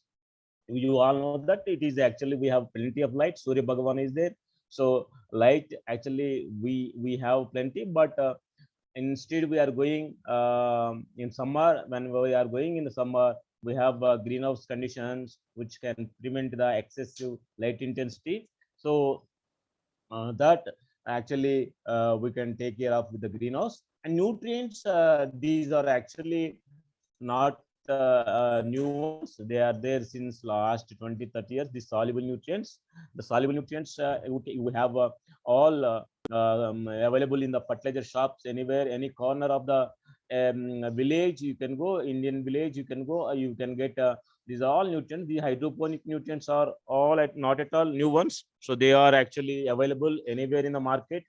So but there are some grades of soluble fertilizers where we can actually purchase high quality soluble fertilizers. And the importance of the nutrients, once you understand, because in the soil these are all almost all the nutrients are available, even though some of them are not in available states, but the microorganisms will help in the soil. But in hydroponics, actually we are replacing the soil, and we are keeping the nutrient solution instead of the soil. That is the difference. But we are not actually deviating from light, from nutrients, because we are giving all same nutrients in the soil and same nutrients in the hydroponic solution. So some people think that no, it is very excessive nutrient. No, we are actually controlling the nutrients by giving in ppms, because we are dumping the nutrients in the soil like anything. We are indiscriminately using in the soil. But in hydroponic, there is no such chances, because we are actually saving a lot of nutrients. We are not at all indiscriminately using the nutrients. We are giving in just parts per million, smaller quantities. So that is how we are actually saving the nutrients in hydroponics. So even though we are using chemicals, but they are very minute ppms we are using. So that way they are very effective in nutritious way, because it maybe soil cannot provide all the nutrients. Maybe zinc may be deficient because of lack of zinc mobilizing bacteria in the soil. But the zinc is we are supplying in a hydroponic solution, so the zinc deficiency will not be there. So you won't be taking zinc element as a tablet. So whenever you are taking hydroponic element, definitely you are using more than 13-14 elements which are you are supplying every day through continuous liquid floatings. So definitely the plant will take all the nutrients and will give you good food, nutritious. That is why I can say that hydroponic the crop is very rich in nutrients. So that's why when we consume, definitely will boost our energy by taking such a good food. So definitely hydroponics is classified as wonderful nutrient rich food in Western countries now, no doubt in that. But the thing is, we have to teach the things properly, that in the soil, in the hydroponics, the difference is we are using negligible quantities of nutrients in hydroponics. And other things are, we are not actually deviating from light supplying and carbon dioxide supplying and water supplying. Just we are replacing the soil, and just we are keeping on the water solution. That we are moving towards hydroponic farming. So it is not much a novel kind of thing for whenever you are reaching a small and marginal farmer. It's just confusing that how can I grow in hydroponics, but it's very simple. That is just removing the soil and just is placing in instead of that water and solution, nutrient solutions. All the nutrients are same, light factors are same, other things are maybe we manage the light factors, and accordingly the plant requirements will give the light factors, maybe 20 to 30,000 lux or 40,000 lux or 50, whatever maybe that, based on the plant requirements, on the foliage growth and other things, we will manage it. We have actually designed very cheap best the urban farming units, because in urban farming what is happening is actually the biggest challenge faced by the urban grower is whenever you want to grow on the terrace, he will afraid about leaching of seepage problems and other things of the floor of the building. So different containers we can keep hydroponic containers, small channels of vertical towers or vertical frames of A-frame hydroponic units or linear frames. You can actually adapt on the buildings, and you will have different containers which actually don't even touch the floor. So we have very good grow bags and the crops. We have done this very good sustainable and long-lasting project we are running since last 4 years. This is actually one old age home where they actually needs a lot of vegetables for their daily consumption. So this is done on a 2600 square feet building. In the 6th floor, we have actually accommodated nearly 3,000 plants, and we have done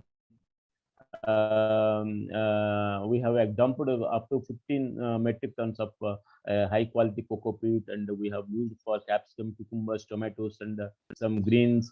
So when we have done, we have used the drain cells and drip irrigation, and little amount of water we have used so that there are no much seepage problems, and even we have used the drain cells so that there is no contact between the floor and the containers. So the growth is good, and we have used a very cheap this material for trellising method. So these lot of actually spaces are available in India. Like it is estimated by IIVR Varanasi that there is 16,000 square kilometers of land.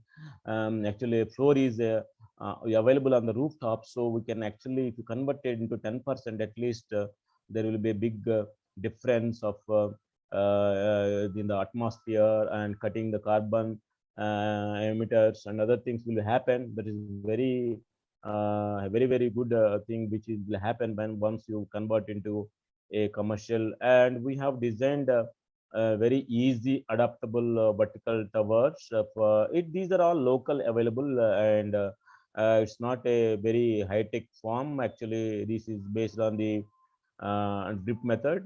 This hydroponic unit is designed, no soil, nothing, only a inert medium is used inside the towers. So these towers can be 6 to 7 feet height, because they are a reachable height. Just by keeping a small stool, you can just reach the height, and you can grow the greens. Like you can grow all palak, Indian spinach, and amaranthus, and spinach. All you can grow by doing this kind of vertical farming, because this is actually adaptable at the village level. A small farmer or any urban farmer can convert his backyard space on the terrace. It is 200 square meters if it is available. Simply he can actually small construction of greenhouse or something, shade house he can do, and he can just purchase the towers from the hardware shop, and he can do some work on the sizing of that material and working of that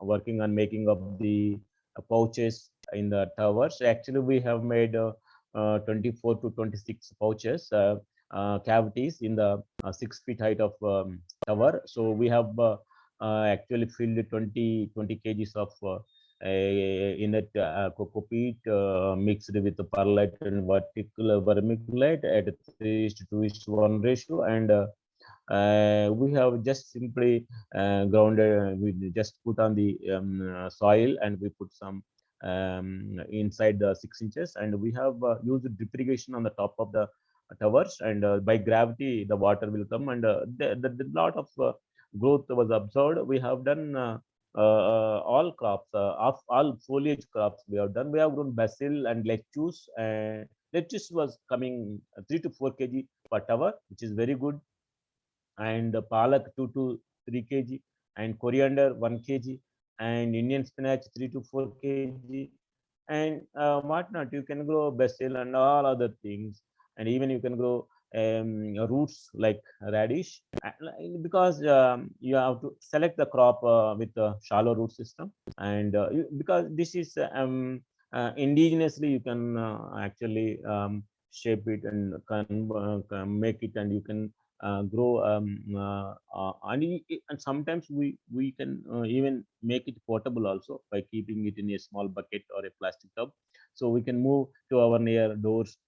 You can keep some ornamentals or some mint or something where in your kitchen. This is a very portable hydroponic system where you can actually use the inert material, because that is little bit withstanding the watering things. Like even if you don't water 2 to 3 days, 2 days, it can withstand. It's not like only water, it is the aggregate material also we have used. So, and this kind of high value crops we have grown, low volume crops and high value crops we have grown in urban areas. It's giving very good results. And designing of small hydroponic units, not very big units. This is just maybe 100, 200 square meters on the top of the building or in the backyard spaces, or empty spaces, plots in the gated communities, villas, apartments, where actually some kind of business will be generated, because the consumers will be there in the same apartments and the same villas, gated communities. So actually, whatever they give the demand for the grower, so he will raise the same crops and he will do the marketing there itself. So that tends to matter. So whatever the income he will get. So these NFT systems, small designs, and we can do by using this kind of channels. We have actually given some system requirements for this kind of system sizes. We have used 1 meter, 3 meters, 6 meter channels, up to even 9 meters also. The channels we mostly use the flat channels, rectangular, maybe what you can call it as, but the slope we have maintained at 1%, and cavity spacing at 20 to 25 centimeters with a dia of 2 to 3 inch holes for based on the crop root growth and other things. We have actually designed the NFT channels. We have done both A-frame and linear methods, where based on the size of the flat and the area. Even we have done some of the models on the windows and near the kitchen areas and in the balconies we have done. And flow rate normally 0.5 to 2 liters per minute. The tank sizes based on the cropping size and plant size and number of plants, normally 1 to 2 liters per plant. So it will give you very good results when you are adopting hydroponics in gated communities in urban areas. But based on this market only, we have done. Actually, we come to know that so the biggest units better to stop on the high volume. So whatever the local market size is there, based on that we have done small units installations, and they are very successfully they are running, because the investment is less, and even okay, and the market at least is getting some experience in growing, and market is expanding, and he is actually happy. And then maybe future market expands, maybe he will be expanding the units on the large scale after getting experience. We're familiar with the after becoming familiar with the growing tips of the plants and climate management inside the greenhouse, light and all these, measuring EC, pH and all these things. He will become he will learn things, and he'll do the marketing trials and other things. Then he will go for expansion like that. We have and the other thing is commercial scale. We have promoted the aggregate hydroponics in grow bag system, which is giving very good results for the commercial farmers, where the soils are saline and alkaline and rocky, which are actually actually with a lot of moram where they are not useful for growing crops. So these kind of instead of water-based hydroponics for fruity vegetables, we have gone with promoting grow bag system for these kind of systems, fruity vegetables. We have grown cherry tomatoes, cucumbers, capsicums, tomatoes, and other things, zucchinis and all. We have grown very successfully. We have standardized the technologies, and we have standardized the cropping management practices, sustainable practices, IPM, INM we have standardized. And this actually, whenever I say economics, for a greenhouse of 1,000 square meters, with subsidy, it is costing around 6 lakh rupees, drip irrigation 50,000, and grow bags, filling and other things, labor cost 50,000. Based one time grow bags. So weed mat 50,000 rupees. These are all one-time investments. So the capex will be nearly 9.25 lakhs. So then OPEX will be coming around 1.84 lakhs, mainly for labor. Maintaining one labor, I have actually no labor is needed, but I have taken granted that one labor is working there, and pesticides and other things, seeds, telecing thread, electricity, all for season 6 months, it is coming around 1.84 lakhs. So these are the actually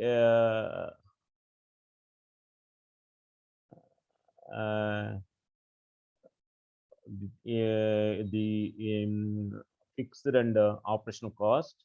So when you see the economics for a grow bag, so the yield per plant for capsicum, I have taken colored capsicum 4 kg. So actually, generally we may go for a higher side of 6 kg also we get, but on average yield we have taken 4 kg. Number of plants we can accommodate in 1,000 square meters is to 2,500. Yield is 10,000 kg, 10 metric tons. So I have calculated the sale price, average sale price at 40 rupees. Below that, it's not actually useful. So we have sold at 80 also sometimes, but average is 40. Gross income is 4 lakhs. So on the operational cost, actually it is coming around the net profit is coming around 2,16,000. So per annum we can take two cycles of capsicum or tomato, like that. Based on that, I have given 2 cycles. So maybe we are getting 4,32,000. Maybe 2 years, within 2.5 years, you will be getting your return. So the break even I have calculated 2.5 to 3 years. But when you sell it even 80 for 80 rupees, at 80 rupees, sometimes our luck, that all they happen sometimes, but you'll be getting in 1.5 years. So this is how actually we have designed the grow bag. And the grow bag, actually the UV stabilized grow bags we have used, 1 feet and coco-peat, very high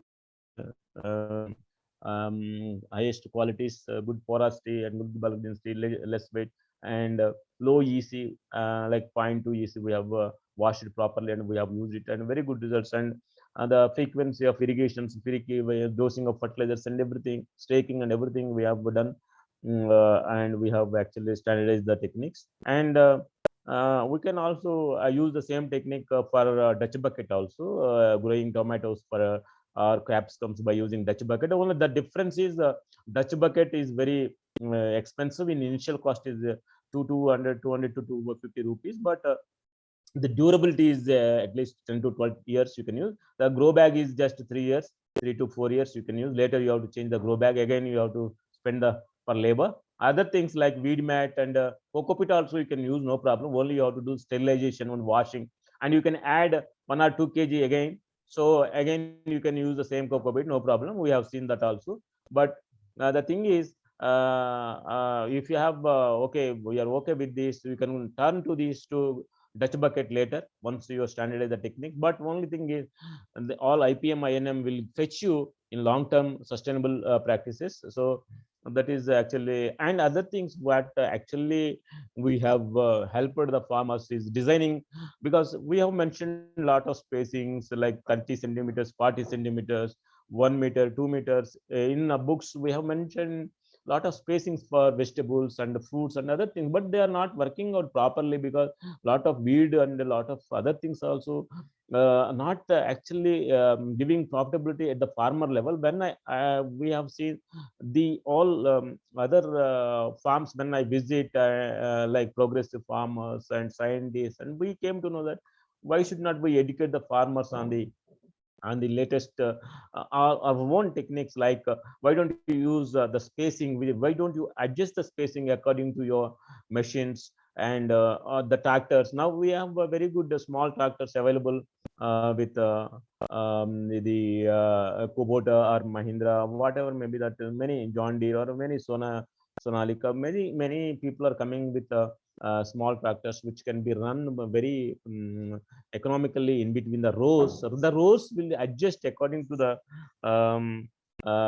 spacing and other things, and we can run use of drip mulching and suitable formations, so we can target up to 60 to 70 tons. And we have once we have actually consulting the farmers, we are designing with now modern techniques of farming, like export quality orchards of high density plantations, ultra high density plantations with raised beds and weed mat, and using of small machines in between the two rows so that there is no weed. And these kind of techniques are really useful for farmers, because once the farmer gets free from the labor expenditure and other things, he can invest more on the post harvest technologies, and he can think more about the export quality and other things. When he's spraying every day with the weedicides and with the pest and disease and ploughing every day, it's almost spending a lot of money, 60% on weeds, ploughing always, and they are spraying. So that is a lot of headache to the farmer. Once he is free from all those burdens, so simply one farmer can do 20-30 acres by simply raised beds and weed mats and high density plantations and one small tractor. If you give, he just enjoy the farming, and you can even think about the other things of processing and other export qualities like global gap standards, where we are working actually with the farmers. So these kind of techniques really we have to help in the farmer community. So the lot of the farmers will come into the farming, and a lot of things will happen. And because nowadays nobody is coming into farming because of labor shortage, weed problem, that problem, this problem, soil problems. Whenever even the 10th class guy who is failed, he is not interested to do the farming, simply want to do auto training or something, or driving, something like that. Because now we are the generation, we have to take it into forward. We have to invite many educating guys who into the farming, because as an agriculturist, after studying PhD, I will do job means no jobs are there in coming future. We have to do our own entrepreneurship. So a lot of smart technologies are coming up, and these technologies should work with the climate, should work with the soil, should work with the small and marginal farmer. Then only that food will grow many folds. Otherwise, large farmers can afford. But the more number of farmers should come, small farmers also should come by using this the latest and innovative technologies. Then only definitely it will reach us. We have actually using the protective technologies, cultural practice, mechanical structures and cultural methods for making the field very sanitized, and so that we can reduce the visceral effect and other things, light, dust effects, and we give the product in a shining way to the exporter, so that the little bit exports will be enhanced from our subcontinent, definitely. And other thing is, whenever you are going for, maybe it is greenhouse farming or maybe open farming, vegetable farming, organic farming, definitely better we can use the mixed farming as actually, which is helping in practicality. This is helping a lot. When you talk about the other natural farming, biodynamic farming, but I have seen in my experience of 20 years, when I'm working every day with the farmers, I go at a crop protection specialist or a freelance consultant or a government officer. Whenever I work in different modes, I work sometimes. So whenever go to the farmers, I apply the principles of semi-organic like fertilizers and organics and green manures. All these are combiningly giving a good results at the farm level. And the sustainability is we have reached many farms with greenhouses and open farming of vegetables, and orchard management also we are doing with INM and IPM technologies. Actually, this IPM and INM, these are available with good knowledge and good documentation. They are available from universities. So I actually hope and this actually what I have discussed the issues and what actually happening in the farm level. So thank you for patiently listening my lecture. I thank each and everyone who have participated, and I once again thank Just Agriculture for giving me this good opportunity. Thank you, sir. Thank you, sir. Thank you so much for sharing your knowledgeable presentation, sir. Sir, now I would like to present some questions which have been put forward by the participants, sir. May I? Yeah, sure, ma'am. Sure. Yeah. So the first question is, please enlighten us about the export potential of hydroponically grown crops. Yes, actually, there is some kind of export facility is there, madam, for Middle East, because people are most of the people are. I have some inquiries from Middle East that here the Indian land and other electricity are cheaper, and most of the people are coming and establishing hydroponic units. We have very good opportunities in Middle East for our products, and Malaysia and Singapore and other countries are looking forward for our products. But the quantum and the consistency in supply and the other things also we have to take into consideration, as I have already described about the sustainable farming practices, because once the European market we catch, the tremendous exports will happen. Otherwise, the Middle East exports definitely will help us, but again, quality concerns also we have to look.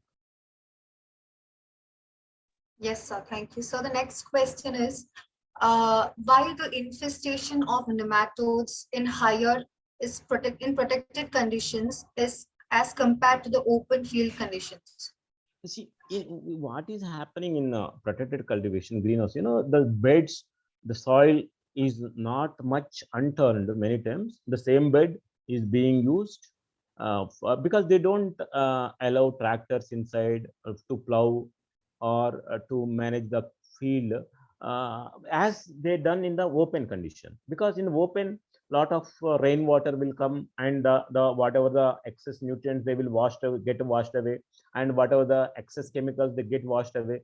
And in greenhouse this won't happening. Actually, I advise the farmers to open some of the polyhouse top also to receive the rainwater, which is just 0.000 EC levels. So that will help in reducing the chemical effect of the soil. But it is not happening because continuous wetting, everyday irrigation, algal development, and lot of fertilizers, everyday dosing. So this is actually giving the birth for the nematodes. Not only nematodes, lot of Rhizoctania, Fusarium, and other Pythium, Phytophthora, all other the soil-based organisms are now coming up because of not much turnings and not becoming deep ploughings are not possible. It is possible, but the farmer is not doing. They all are possible.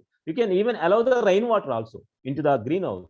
You can also grow green manure crops before going for a crop like in open, because 1 month you can give rest. Like in summer, it's say in May. Why don't you keep some cucumber in May? Because it's very harsh. Inside it is 42 degrees. So you just give 1 month rest and you go for a green manure crop which can grow, and they at least, or some trap crops you grow, or some alternate host crops you can grow, like mustard, like that. and these kind of activities are not happening in the greenhouse. Only we are like mechanized farming, like every day we have to give the fertilizers. That is not correct. So because of continuous wetting and fertigation and no leaching and other things, though this is happening. So the third question is, what is the status of insect pest and disease attack in hydroponics as comparison to traditional farming practices? Yes, it is more even. I have seen the hydroponic farms which are totally abandoned because of aphids and whiteflies and sucking pests. So once because whatever the farmer, the entrepreneurs who are doing now, they don't have they don't know what is a whitefly and how it looks, what is a thrip and how it looks. They don't use a magnifying lens. They don't simply walk on the beds, walk on the channels, on the rows. Simply they come and they just get down the car and they will go. They spend 1 lakh, 1 crore and 20 lakhs per acre, and they simply walk. They don't.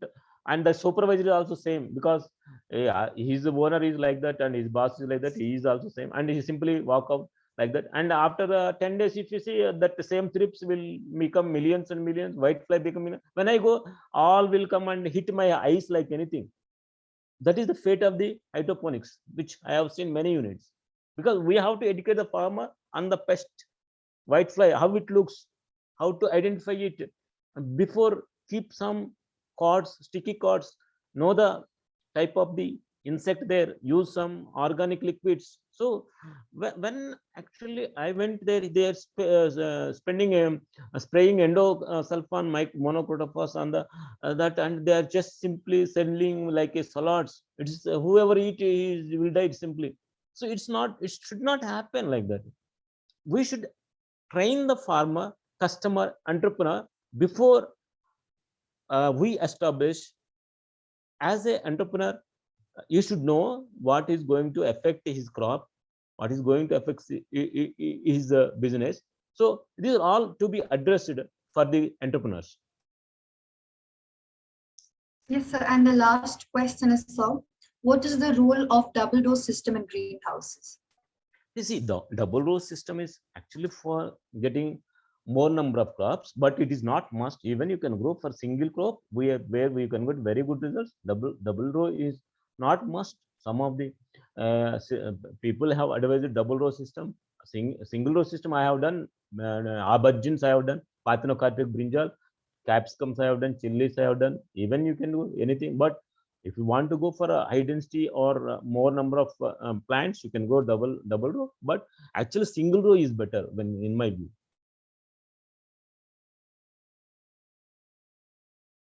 Thank you so much, sir. Thank you for sharing your knowledgeable presentation and for sharing your experiences, sir. It was really an honor to listening to your presentation. Thank you so much, sir. Thank you, madam. Thank you. Thank you.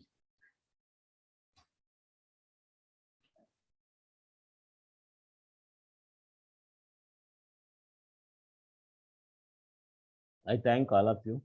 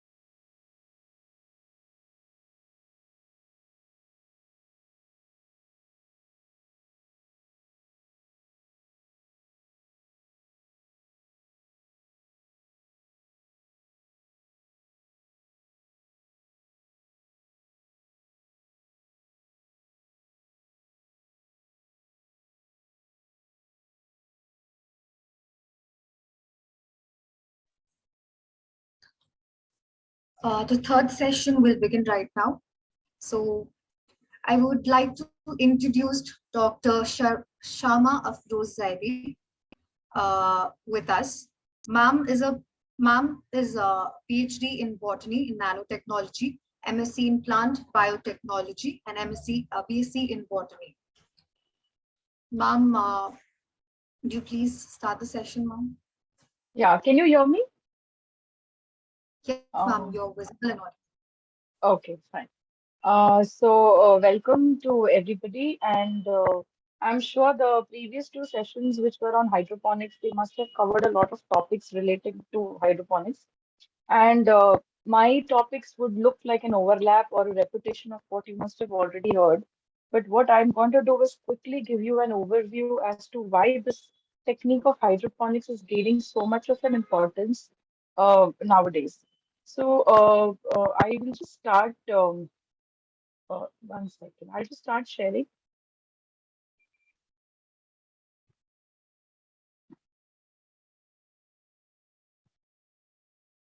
Yeah, okay. So,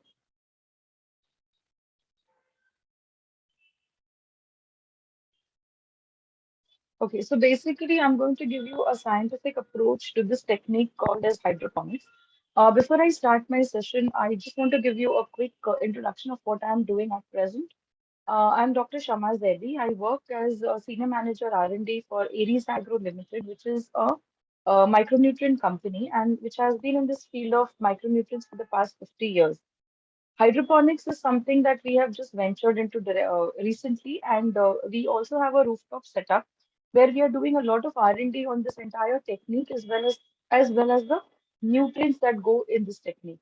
So basically, I specialize in the nutrients part, and I'm going to concentrate more on the nutrition that is being used in hydroponics. This is just a quick start to the concept of agriculture, and I'm sure all of you know about it. So I'm just going to quickly go through this. Everybody knows how important the soil is to maintain life. Okay,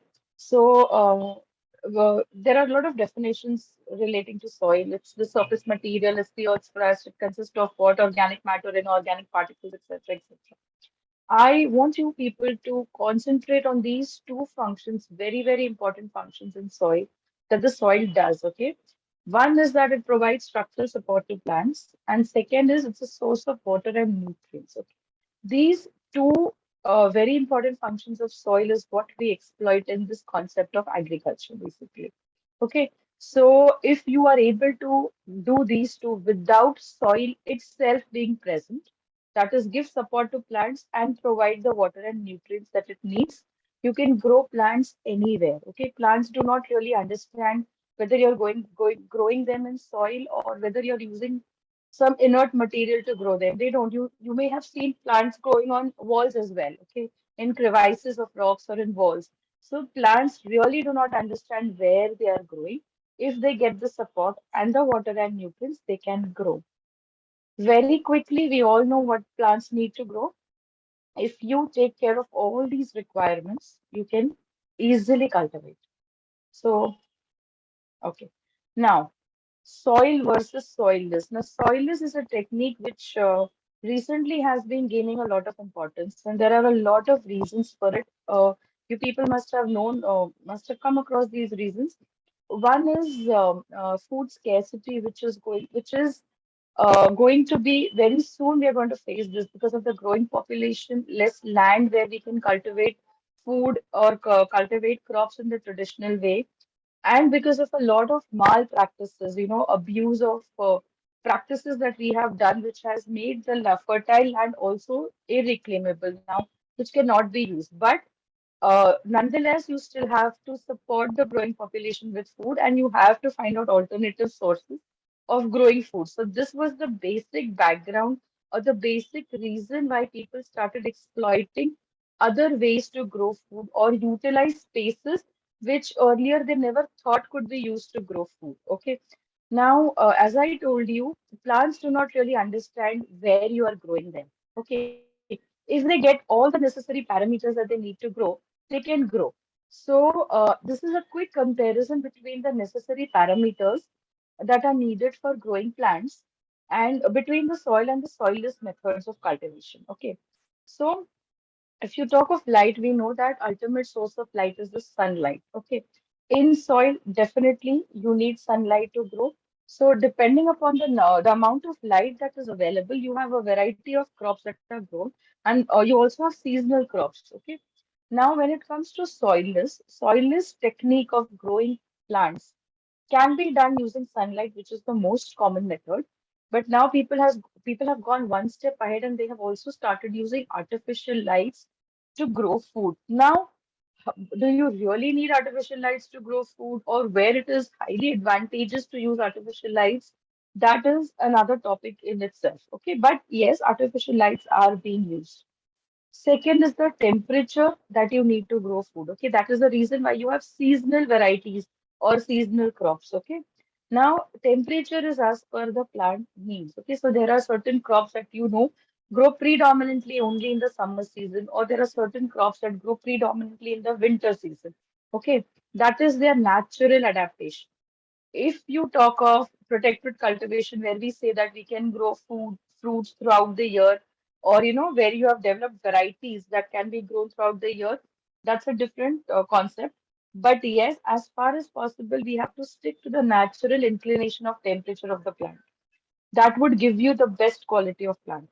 Now, food. By food here, I mean the fertilizers or the plant nutrients that they need to grow. Okay, the plant, which we will eventually see in the subsequent slides, that as humans or as animals, we need certain nutrients, to be healthy.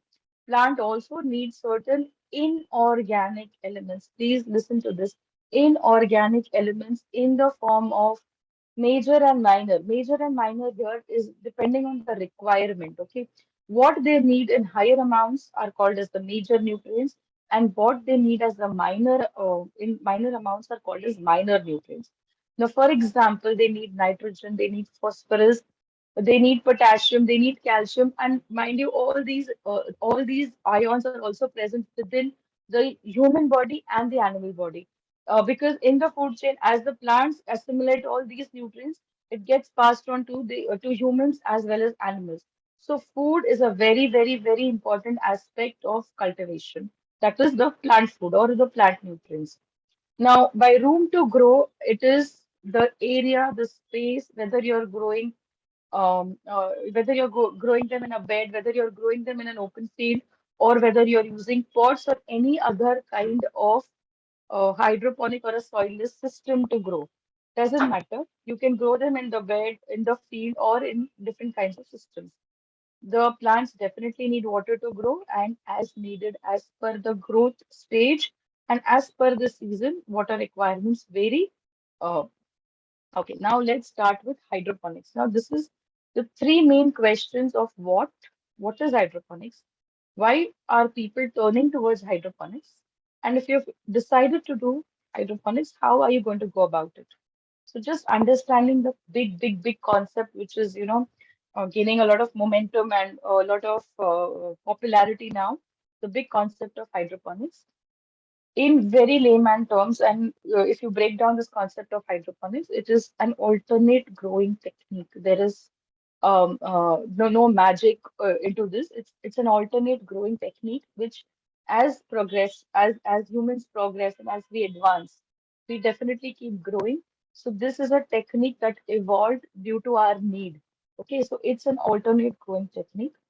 The basic plant requirements remain the same. We saw the basic requirements that the plants need, whether it's the climate, whether it's the temperature, whether it's the nutrients, or whether it's the water. They remain the same. Plants really do not understand where you are growing them. If you can give them what they need, they will happily grow. Okay.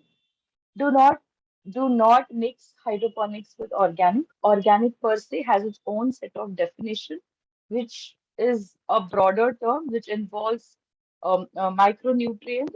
I'm sorry, which involves soil microbes and their interaction with the living systems. Okay, hydroponics is not organic. You can still go and call it as residue free, considering the fact that we do not use very heavy pesticides in it and there are no residues. The crop cycles are small, the shorter, and also we have a very limited range of crops that are being right now cultivated under hydroponics. So right now you can use the word residue free, but definitely not organic. And it is not magic, it's a science. And if you understand what the plant needs, and if you give it, the plant is going to grow. Now, this is a very quick history. It's not a recent technique as we believe it to be. It's an old technique. Okay, it has been used. If you have heard of the seven wonders, and if you heard of hanging gardens of Babylon, or the Aztecs, floating gardens of the Aztecs, they had they had patches of crops which were floating on rivers, which is very similar to your deep water techniques. Okay, and if you see, it was as early as 1627. Okay. Now, the most recent use of the word hydroponics is still in 1937. Okay. And as slowly this technique went on developing. Now, in India, it started in 1946, and slowly and steadily, right now, it has picked up in a big, big, big way.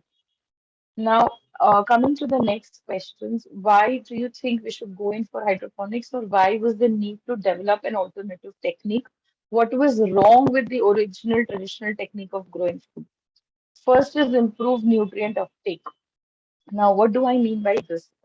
If eventually in the further slides we'll see, when you supply nutrients to plants, how they take it up.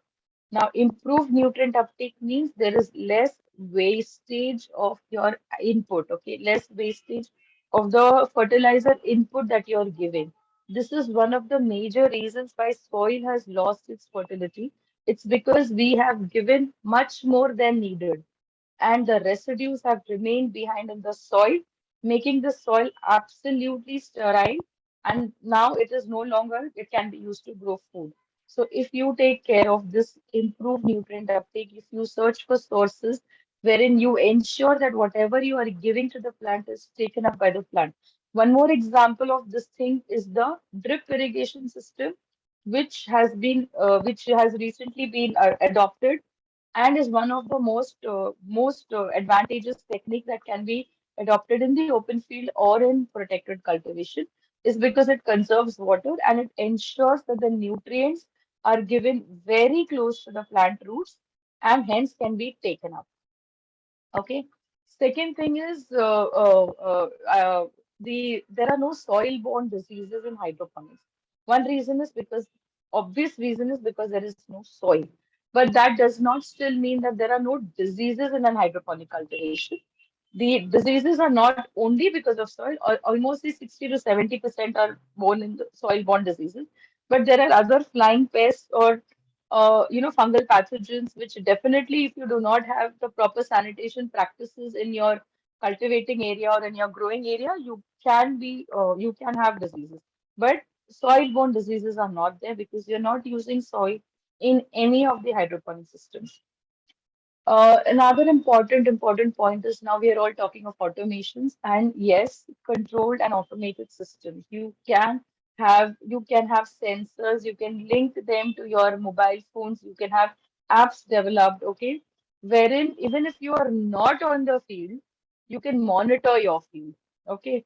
You can time your fertigation cycles, you can time the foggers, you can time the nutrition tank to release water. So all that can be automated in you can even time your what do you say, batches of seed sowing, your harvesting batches, you can have alarms which alert you that, right, okay, next week you are going to be harvesting from this particular part of your plot, etc., etc. So basically the entire system can be very well automated. Maximize growing spaces here very here, by maximizing the growing space means you are utilizing the vertical space to grow food. Now, when you were doing soil farming, we could only expand horizontally.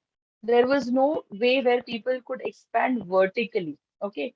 But when you have started using hydroponics, when systems have been designed, we are actually utilizing the vertical space. Okay, this is like your towers or your buildings that are giving you vertical spaces to live. Same way, you have tiers or levels where you're growing food. So within the same square foot area, by going vertical, you can increase your yield X number of times. Less nutrient loss is related to the improved nutrient uptake because that is how you plan your nutrition. stable and high yields and fast growth, because you are giving the plant exactly what it needs in the amount that it needs. I will elaborate on this later. That is the reason why the plants are getting maximum advantages of nutrition, and hence they can grow faster. Now, how do you do it? Now we understood the two questions of what is hydroponics, that it's an alternate growing technique, and why are people preferring hydroponics? Okay, now before I go on to how to do it, why also has one important answer. As we all know that the soil is losing its fertility and we need more space to grow food to support the growing population. Okay, the exponentially growing population. People have started exploiting city spaces or urban or peri-urban spaces to grow food. Now, what do you mean by these? These were areas initially where we could not imagine of growing food at a commercial level. Growing it on your terraces and balconies, you could probably suffice an individual family needs to an extent, that also not completely. But now when we talk of it on a commercial scale, exploiting spaces in the cities, which initially we never thought we could utilize to grow food. Okay. So talking of peri-urban spaces is some kind of open spaces which could be on the outskirts of a city, not in the main heart of the city. You could definitely, because now that you're not dependent on soil. So even if the land is concrete or the ground is concrete, as you saw, you could use grow bags or your Dutch bucket systems to grow food. Second is your inner spaces like your subways, your garages, okay, wherein initially we could never imagine because there is no sunlight. First thing is there is no sunlight penetrating into these areas. Now there the concept of artificial lights come into play. You need light, okay, whether you give it to the plant naturally, whether you're giving it naturally or whether they are taking it artificially by using LED lights or photosynthetic wavelengths, okay. So if you give them LED lights in a closed room, okay, you can definitely get an yield. Now the need for going towards hydroponics is this, wherein you could utilize or use city spaces to grow food. So now the two basic questions, what is hydroponics and why do you need or why have people turn towards hydroponics? We've answered them or sort of search for some answers. Now the third important question is how do you go about it? Okay, so that is the technicalities of the entire concept of hydroponics. Whether you have a you can have a water-based system. I'm sure you must have seen the different kinds of water-based systems and the substrate-based systems. Okay, very quickly, deep water cultures, Dutch buckets, NFTs, ebb and flow systems, they're all based on water or based on flowing water, from where this term hydroponics has come in, wherein you're using flowing water. Now, this water is not plain water, it's nutrient-based water. It's water which is contain, containing the nutrients that the plant roots are going to take up. Okay. Ebb and flow is exclusively used to raise saplings, okay, wherein you are going to, so ebb and flow is used extensively for raising saplings. All three other systems are used to grow leafy vegetables or fruity vegetables. Dutch bucket is used for fruities, but DWC and NFTs are preferred for leafies, okay. Now, another advantage of going to a water-based system. One more thing is because water-based systems are circulating systems. That means you do not have to give fresh water every day. Okay, you are going to have a reservoir of water from where the water is going to be circulating in the system and come back to the reservoir. Okay, so it's like a closed loop system, a circulating system, also called as an active system. So another main advantage of why people have thought of going for hydroponics is it saves water. So in areas where there is scarcity of water, you can definitely try this technique, wherein you know the amount of water that would be needed. It may not cater to all kinds of foods, but yes, for a starter, you can start with leafy vegetables. So these water-based systems are called as circulating or active systems. Now coming to substrate-based systems, which are preferred for fruity vegetables like tomatoes, brinjals, zucchini, colored capsicum, etc., etc. So these pictures give you an idea of the commercial setup of a substrate-based system called as a trough, which is similar to a grow bag, but you have continuous systems. You don't have like individual plants and individual bags. These substrate-based systems are also now being tried in the vertical fashion, but these systems are, I'm sorry, these systems are non-circulating because once you give the solution, the excess is going to go down, waste. It's not going to come back to your reservoir. So they are very similar to your soil-based systems. So they're also called as against the active term that we used for circulating systems, they are called as passive systems or drain to waste kind of systems. Now getting to understand the working of the concept, because now we are seeing how to do it. Okay, so understanding the working, I'm sure systems you've already seen. I've given you a very quick glance of the different kinds of systems and how they, different kinds of systems. I specialize in nutrients. I'm going to concentrate on nutrients. So what is it that is different in hydroponics than the soil growing? So understand that plant is a living dynamic system and their needs vary. You cannot have one formula for all plants, for all stages of plants. Okay. Now compare a plant to a baby. When you have an infant, okay, when the infant is a just born newborn baby, okay, it just needs mother's milk. Okay, very few nutritional needs. Similar to that, the seed does not need nutrients to germinate. It just needs darkness, warmth, and moisture. So if you just give it enough moisture and humidity, the seed will germinate. You don't have to waste time giving it nutrients. Okay. As the seed germinates, or compare it with an infant, as the baby grows, along with the mother's milk, you start giving it some liquid food or some semi-solid food, small amounts. Okay. Similarly, when the seed has germinated and when it has started to produce leaves, when it starts to produce leaf, when it is in the nursery stage, okay, we give it half strength nutrition. Okay, which is just about enough because even the seed has some stored food. Okay, so you need give it half strength nutrients. Come over here. As a child grows, as he becomes a toddler, a small baby, okay, you start giving it proper solid food. Exactly when the plant enters into the vegetative stage. Okay, vegetative stage is when it is only growing leaves. It's green. It needs more amount of certain nutrients, less amount of certain nutrients. That is how you time your schedule, how you make your schedule. Okay. Then as the child becomes like an adolescent or a teenager, his needs are different. Similarly, as the plant starts to flower, okay, the nutritional needs will change a little. That is how you have to maintain. After flowering, the plant is going to produce fruits, and the fruit has to grow into a good quality produce. That is when the nutritional requirements will change. So, if you give the plant exactly what it needs at that stage, in the amount that it needs, okay, and the plant is going to be as healthy as it is genetically possible. Every variety will have an upper limit of production. You can't have a produce which is just coming and coming and coming. You have an upper limit of production. So, for example, if you take a particular variety of, say, cucumbers or tomatoes, you know that this variety can give you maximum 6 kgs, 7 kgs per plant, not more than that.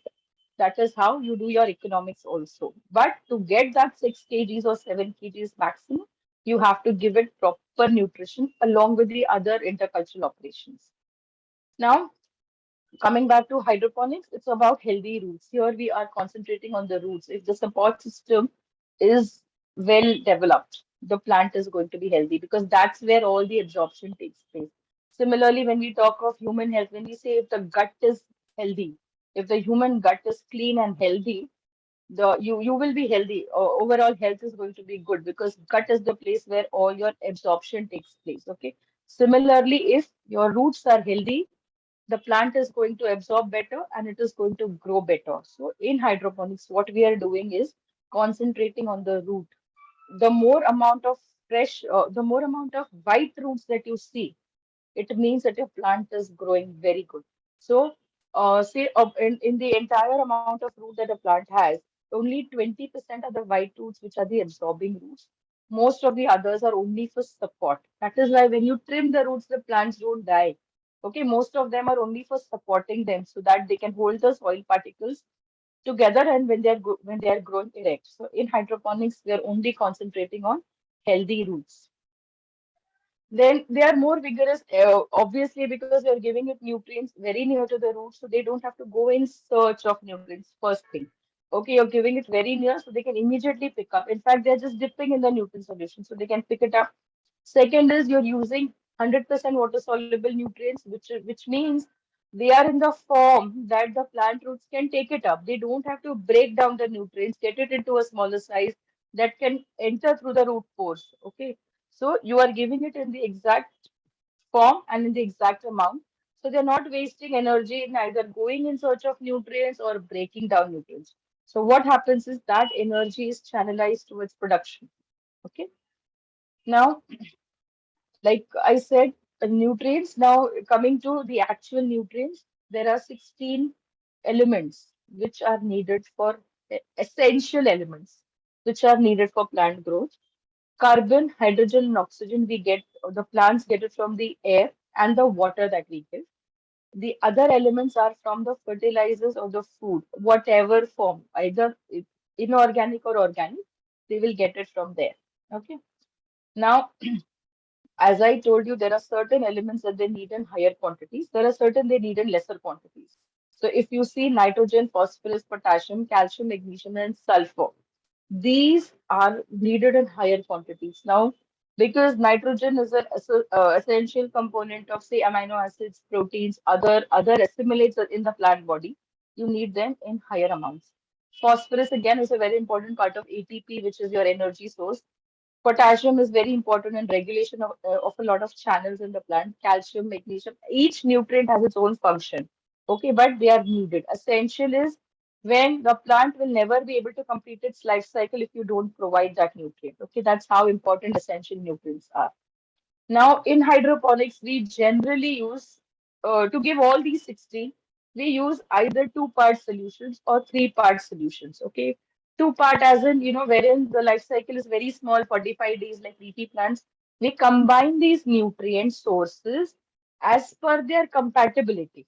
Okay, and make them into two stock solutions or two concentrated solutions, which then you can dilute and use. Okay, now, so normally they are commonly called as solution A and solution B. It does not mean that solution A is only major and solution B is only minor. No, as I said, it depends on the compatibility of the sources of these nutrients. Okay. Now, if you're talking of how do you monitor that your nutrient solution is proper and you don't need to change, and definitely, you need to change when the stage of growth changes. When the plant has started to flower, you have to change the nutrition. Okay, how will you monitor that? Two very important parameters, EC and pH. So all your nutrient absorption takes place in a pH which is between 5.5 to 6.5, even in soil. Even in soil, this is not changed. EC means electrical conductivity. It means in layman terms, the strength of your solution. Okay. So as I told you, as the baby is growing, it needs more nutrients. Similarly, as the plant grows, it needs more. So your EC will increase with every subsequent stage, but your pH will remain the same throughout the cycle. Now, what are the sources? From where do you get these nitrogen, phosphorus, potassium? From where do you get it? Okay, so they are in the form of inorganic fertilizers. Okay, now those could be sulfates, like you can have, say, for example, you can have potassium sulfate, or you could have some phosphates. You could have chelated micronutrients. Okay, you could have potassium nitrate, etc., etc. So these are some examples. These are also used in soil growing. Only condition in hydroponics is they have to be 100% water soluble. Okay. You cannot use granular fertilizers because granules are not 100% water soluble. So you have to use powders or liquids which are completely soluble in water. You can also go for organic fertilizers like seaweed extracts and humic based or humic acid based products. These are also used in soil growing. So if you see the nutrition, whether you are doing soil soil growing or soilless growing, the nutrition has not changed. Now, remember I said increase nutrient uptake. Why is that? Because this is very scientific. I'm going to very quickly try and explain this to you that the root will take up a particular nutrient only if they are charged, either a positive charged ion or a negatively charged ion. It has to be in one of the two forms. If it does not have a charge, the root will not be able to take it up. So all the nutrients that are essential nutrients have to be in the form of charged particles. Only then and then can the root take it up, irrespective of the fact that whether they are from an inorganic source or whether they are from an organic source. So even if you're giving manures or if you're giving seaweeds, whatever that you're giving, it has to be broken down, get in, come into the form that the plant root can take it up. Okay, that is why plants do not understand organic or inorganic. They need all the nutrients in the forms that are written here. You give it in this form and they will easily take it up. Okay. Now, as I told you, 5.5 to 6.5, if this is a chart or this is an image which gives you an idea as to all the major nutrients are absorbed in this pH. Okay. Some can be absorbed in acidic pH, some can be absorbed in alkaline pH, but most of them in this between this 5.5 to 6.5. And EC, as I told you, is nothing but the strength of your solution and it has to change as per the stage. Now, quick okay, another thing that you have to remember regarding nutrition, it has to be crop specific. Okay, you cannot give a cucumber nutrition to a tomato plant or nor a tomato nutrition to a cucumber plant. Okay, so it has to be crop specific.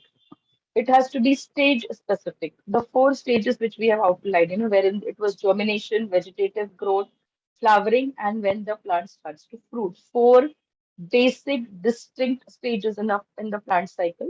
Okay, and the nutrition will change according to the stage.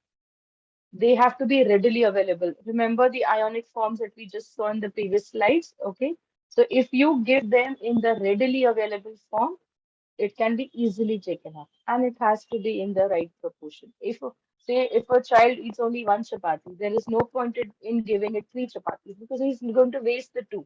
Okay, so you give it in the exact proportion and the plant will be healthy. Okay.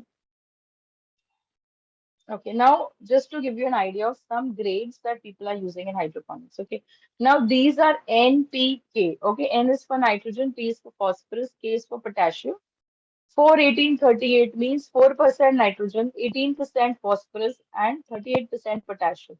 These are some of the grades that people are using as per the stage sometimes, okay, in hydroponics. Along with this, there are these trace elements that are present. Trace elements means your micronutrients are combined with these grades, okay, and you have to partner it with or set it up with calcium nitrate and magnesium sulfate. Okay, so that is complete nutrition package of 16 elements that the plant will need to grow. Okay, and if you need liquid nutrients, you have solution A and solution B, as I told you, which is in liquid forms. Okay, now this is the plus points of hydroponics. First is you using ready to use nutrients, so the plant growth is better. You have maximum space utilization, you can go vertical. Okay, and it is environmental friendly. There is no soil processes involved at all like leaching, okay, wherein the nutrients go very deep out of the reach, out of the root zone, okay, and they get fixed, means they convert it into a form which is not soluble in water, and that is the residue that is left behind. Okay, so you don't have any of these processes taking place in hydroponics, hence it is environmental friendly.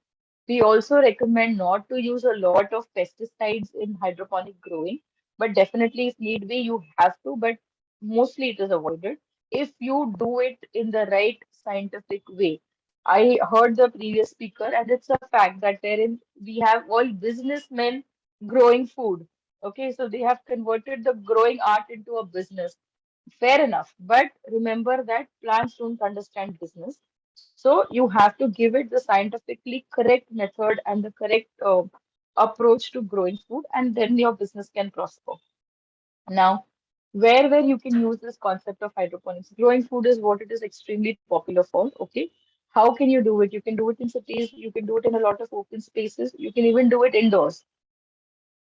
Raising saplings, which is nurseries, okay, wherein you are just germinating and then supplying. You can supply these saplings to greenhouse growers who are doing soil growing as well. Okay, so saplings can be raised hydroponically in coco peat and they can be transplanted in soil. So raising saplings or nursery business is one important aspect of hydroponics. You can use it for growing medicinal herbs, okay, wherein you enhance the secondary metabolite production or the active ingredient enhancement. You can even use it for floriculture or for growing flowers. Okay, that is for edible flowers is a concept which is picking up for aesthetic or for commercial purposes. Okay, so these are some pictures which will just give you a glance of how you can utilize vertical spaces, how you can use it for saplings, how you can utilize indoor spaces. Or if you want to do it as a hobby, if you don't want to do it on a commercial scale, you can utilize it for hobby growing as well in spaces as small as your window sills. Okay. Now, I have more or less answered most of the common questions. Is it organic? It's not.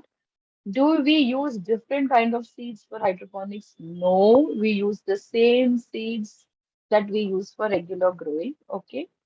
Minimum area for commercial growing, at least 1/4 of an acre if you're in a city and you're not catering to too many people. But minimum if you want to run a business, at least 10,000 square feet. Can I grow strawberries, blueberries? Yes, you can grow strawberries, blueberries, provided you are following everything that you need to grow them. Cost of the setup, the previous speaker has given you an intimation, and the cost will change as per your selection, depending on your area, depending upon how much you're automating, controlling, okay, automating the systems, etc. Do we have separate nutrients? No. Does the plant cycle reduce in hydroponics? To an extent? Sometimes yes, because we've seen fast growth. So yes, it can reduce in the number of days. Okay. What about the yield increase and quality? Yield increases, as I told you, this thing. Quality is extremely good if you follow all, all the techniques and the things that are needed for growing. Okay. So that's all about what I have to speak. It's if you have any questions now, I would be more than happy to answer them. Thank you, ma'am. Thank you so much for such an insightful session. You have very nicely explained about hydroponics by comparing it with human system, and your way of explaining, I must say, the way you have explained things is very unique and very impressive. And I hope that all of the participants have gained a lot of knowledge from you. And although your presentation and talk is self-explanatory, but still we have some questions from the participants. So Sure. may I? Okay, ma'am. Okay, so as we know that we apply nutrients in hydroponics system, so are there any reports or cases of accumulation of excessive amount of nutrients in hydroponics unit? And if yes, then how we can avoid this situation? Okay, so this question of excessive accumulation of nutrients only will come when you're using substrates like coco peat. Okay, so if you say for when you are fertigating or when you are releasing nutrients, okay, we normally have like say 6 times in a day or 4 times in a day. That's how we plan depending on the season. You alternate this with flushings with water. Okay, so once your reservoir tank is empty, you just give water in your drip. Okay, so in case if there is any nutrients which has accumulated near the root and has not been taken up by the root, they will dissolve in the water and it will be taken up. So definitely you can give alternate flushings with water so to avoid this excess nutrient accumulation. Okay, ma'am. Okay, thank you so much. Oh, ma'am, as we know that there are reports and there are occurrence of pests and diseases in hydroponics units. So, which pesticides are allowed to use in hydroponics, like uh, the microbial or biopesticides, or which in this context we want to know? Okay, so frankly speaking, if it depends on what plants you're growing, first of all. Second thing is if you are going to follow everything recommended, okay, by a proper experienced practitioner or a grower, okay, then the incidence of pests is going to be less. As I just heard the previous speaker for a few minutes, and he was right, wherein you have people just coming in their cars, just giving a glance and going. That's not the way that cultivation is done, even if you have automated your system. So if you have used sensors, see to it that these sensors will catch up any changes in the plant growth. Okay, that it intimates you that there is something which is not happening in the right way. One thing is that. Second thing is if you are not using that level of automation, if you are going to do, and which is really recommended, is scouting, or going through your field or your cultivation or your growing space every day, examining the plants. If you follow these certain things which are absolutely non-negotiable, if you keep monitoring your plants on a daily basis, okay, one thing that is surely going to happen is you're going to catch any infection in the very initial stages. And you will not let it spread. As we say, now once a week mein nahi ja sakte. And Sunday, Monday, public holiday, bank holiday, shadi, all this the plants don't understand. You have to take care. It's a drawback of the system. You have to understand. Okay, so you cannot say, or even the supervisor cannot say, Sunday hai, chutti hai meri. Chutti nahi hai. Plants will not stop growing on a Sunday and then we'll be like, okay, we are resting on a Sunday, Monday we'll start growing again. You can come and observe us. Doesn't happen. So if your cycle is going on, you have to observe. Okay, then there are certain things that you should avoid. Don't let water accumulate in your greenhouse, which could be a breeding place for algae or mosquitoes. So all these things, what do you say? These conditions lead to a lot of infections. If you avoid them, okay, how? So basically, if I give you an example, your greenhouse should be, or your hydroponically growing space should be like an ICU of an hospital. If you have seen the amount of cleanliness and the tight security that is there, you can't enter. So these actually, if you go to see these things are written down that you cannot enter into a greenhouse wearing your regular footwear that you've come in. Okay, you have to change your footwear. You have to have foot baths, wherein you get it sterilized. All these are for avoiding infections. Now, some of this could have like a monetary aspect to it, but some could be just out of practice. That is, you are wearing gloves or you're not, this thing. And coming to talking of pesticides, it is advisable to avoid harsh pesticides because pesticides are the chemicals that leave residues on the edible parts of the plant. Fertilizers will leave residues in the soil. Okay, so overusing fertilizers where the soil has gone bad is because of overuse of fertilizers and definitely pesticides also. But if you talk of excessive pesticides is where it leaves residues on the plant. Normally recommended. Otherwise, you can use some organic options like neem oil and all if it is not very intense. Hello?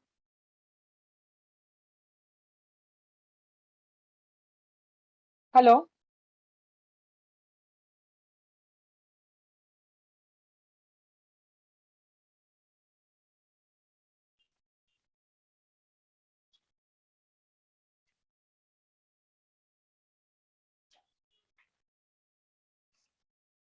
Hello?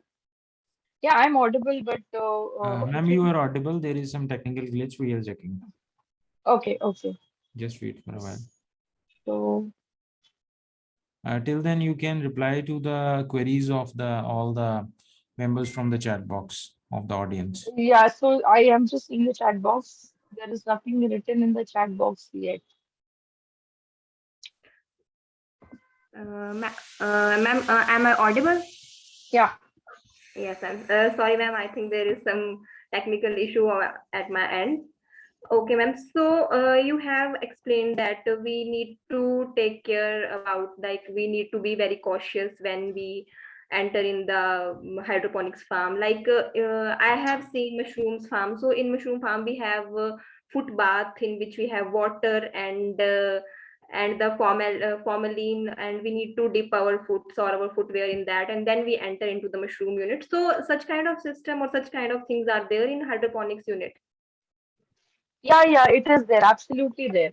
you have all the phytosanitary conditions to be followed, which is there in regular greenhouses also, which you as per international standards, if you do so, right from your clothing to maintaining hygiene in the greenhouse to following certain preconditions wherein you cannot enter with the same footwear, or you have to have a protective covering. So yes, it is there, at least on paper. Yes, it is there, and it should be followed basically. It depends Thanks, on ma'am. how much you can follow.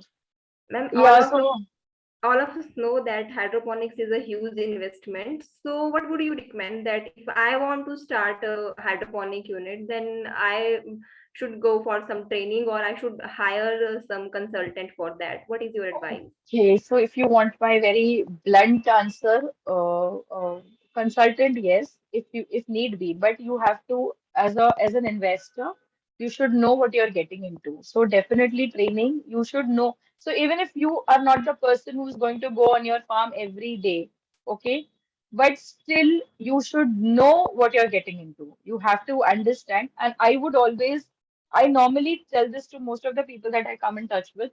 If you want to invest in hydroponics, okay, or any other kind of business, first is market study. I always say go backwards. Okay, first is your market study, is understanding the market where you are wanting to invest.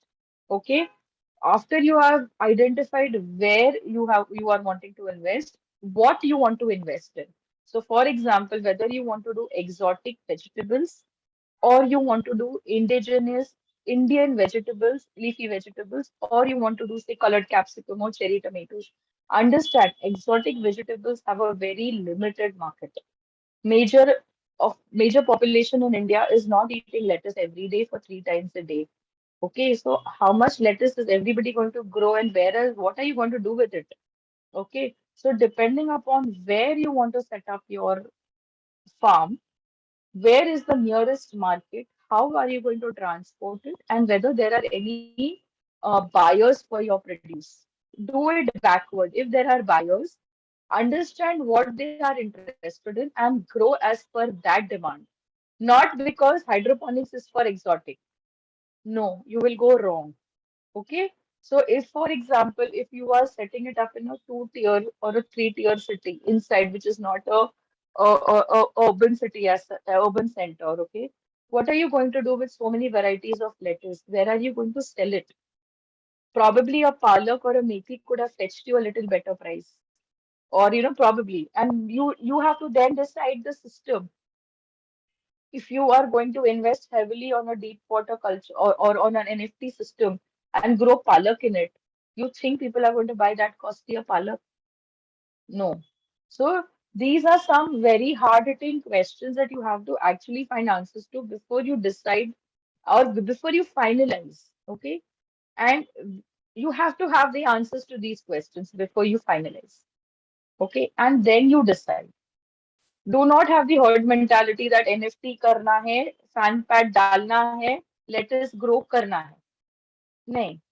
Okay, so if your region is very humid, fan pad is not going to work. Okay, and consultants could fool you. Okay, so it's always better that you study the market, train yourself to better understand what you're getting into, then talk to the consultant because then you know what he's answering. Okay, and then decide to go ahead. Simple. Business is business. Okay. Once you've decided, then it's the science.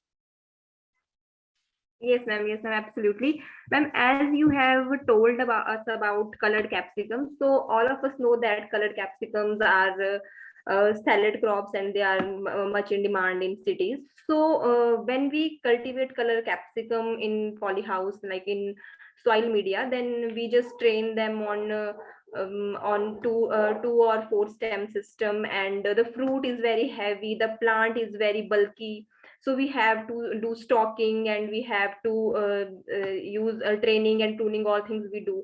So how we just do these things in the hydroponics unit, and what are the varieties which we grow in hydroponics? Are they same like 𝘊𝐷𝘢𝘵, bombi, or same or some other kind of varieties we go for? Okay, so if I'm just repeating myself again, it's just an alternate technique. Okay, So even in hydroponics, if I have to generalize, water-based systems are more recommended for leafy vegetables because understand, water mein there is nothing to hold the roots.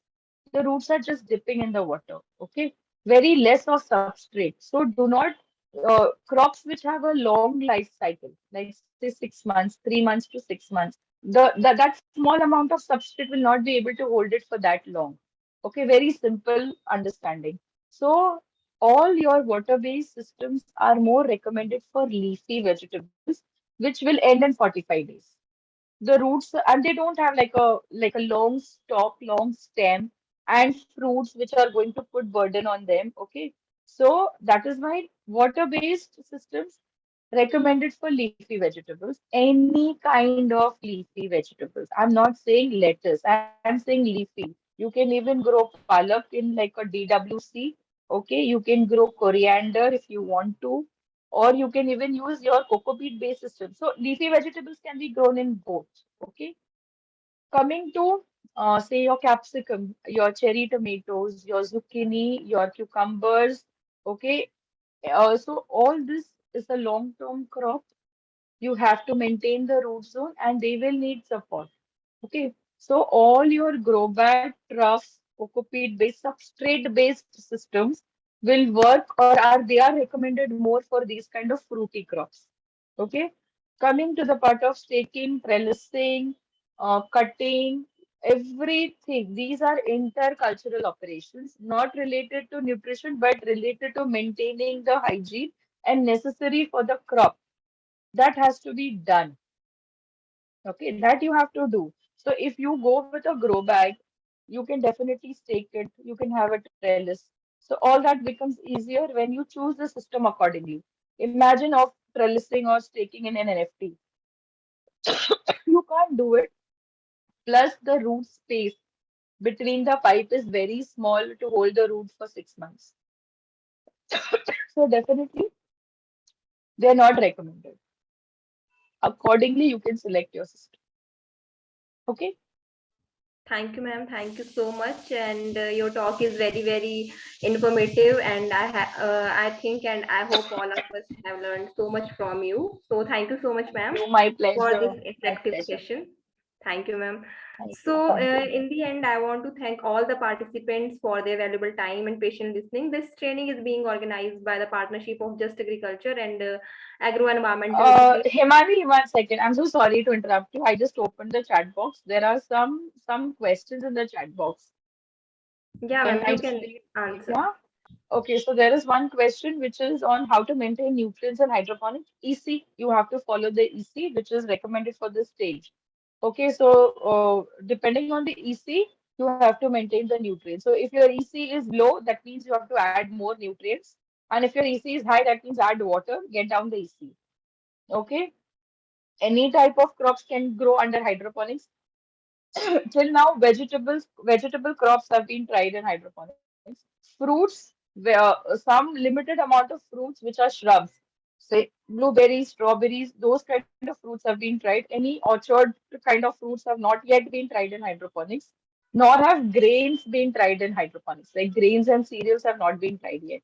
So as of now, currently only leafy vegetables and fruity vegetables have been grown. Spices and all, only herbs. So your mints and all have been grown. Okay, not your other spices which are shrubs. Nothing. Is there any nutrient pill or pack which will be helpful um, in applying recommended dose when which a common man can also use, like this much nutrient pill in? Yeah, so basically, if you are doing it for hobby, okay, hobby growing, wherein then you can get ready to use nutrient solutions where they will tell you one capsule in 5 liters or something like that. Okay, but if you're doing on a commercial scale, then you cannot have a ready set formula because depending upon your space and the number of crops, how much nutrient you are going to make will change. Okay, so what you will have is how much ppm of nitrogen, how much ppm of potassium, how much ppm of phosphorus is needed for that stage, and depending on that, you can make your own blend. Okay, Or else sometimes for these ready grades, like these NPK grades, they will recommend 0.6 grams per liter you use. So that also is there. That is also possible. Okay. Yes. So yeah, there were only 2-3 questions. Yeah. Thank you, ma'am. That's so nice of you. I have skipped these questions and thank you, ma'am. So yeah, in the end, I want to thank My all the pleasure. participants for their valuable time and patient listening. And this training is being organized by the partnership of Just Agriculture and Agro Environmental Education and Farmers Welfare Society Punjab, with NAHEP, MPUT Udaipur, Vidhan Chandra Krishi Vishwavidyalaya West Bengal, and 𝐷𝐀𝐋𝐔𝐕𝐀𝐈 KV. We are so grateful to all our co-organizers and knowledge partners, and I would like to thank and congratulate Dr. DPS Badwal, organizing director of this training program, Dr. Mohit Bhardwaj, course director of this training program, members of the organizing committee, all the speakers and attendees of this session. So thank you all for joining and have a great evening. Thank you, ma'am. Thank you, everyone. Thank you so much. Yeah. Thank you.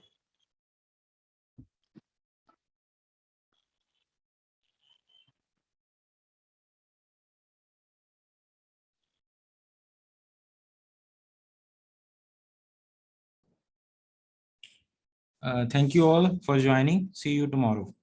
Thank you from Team Just Agriculture.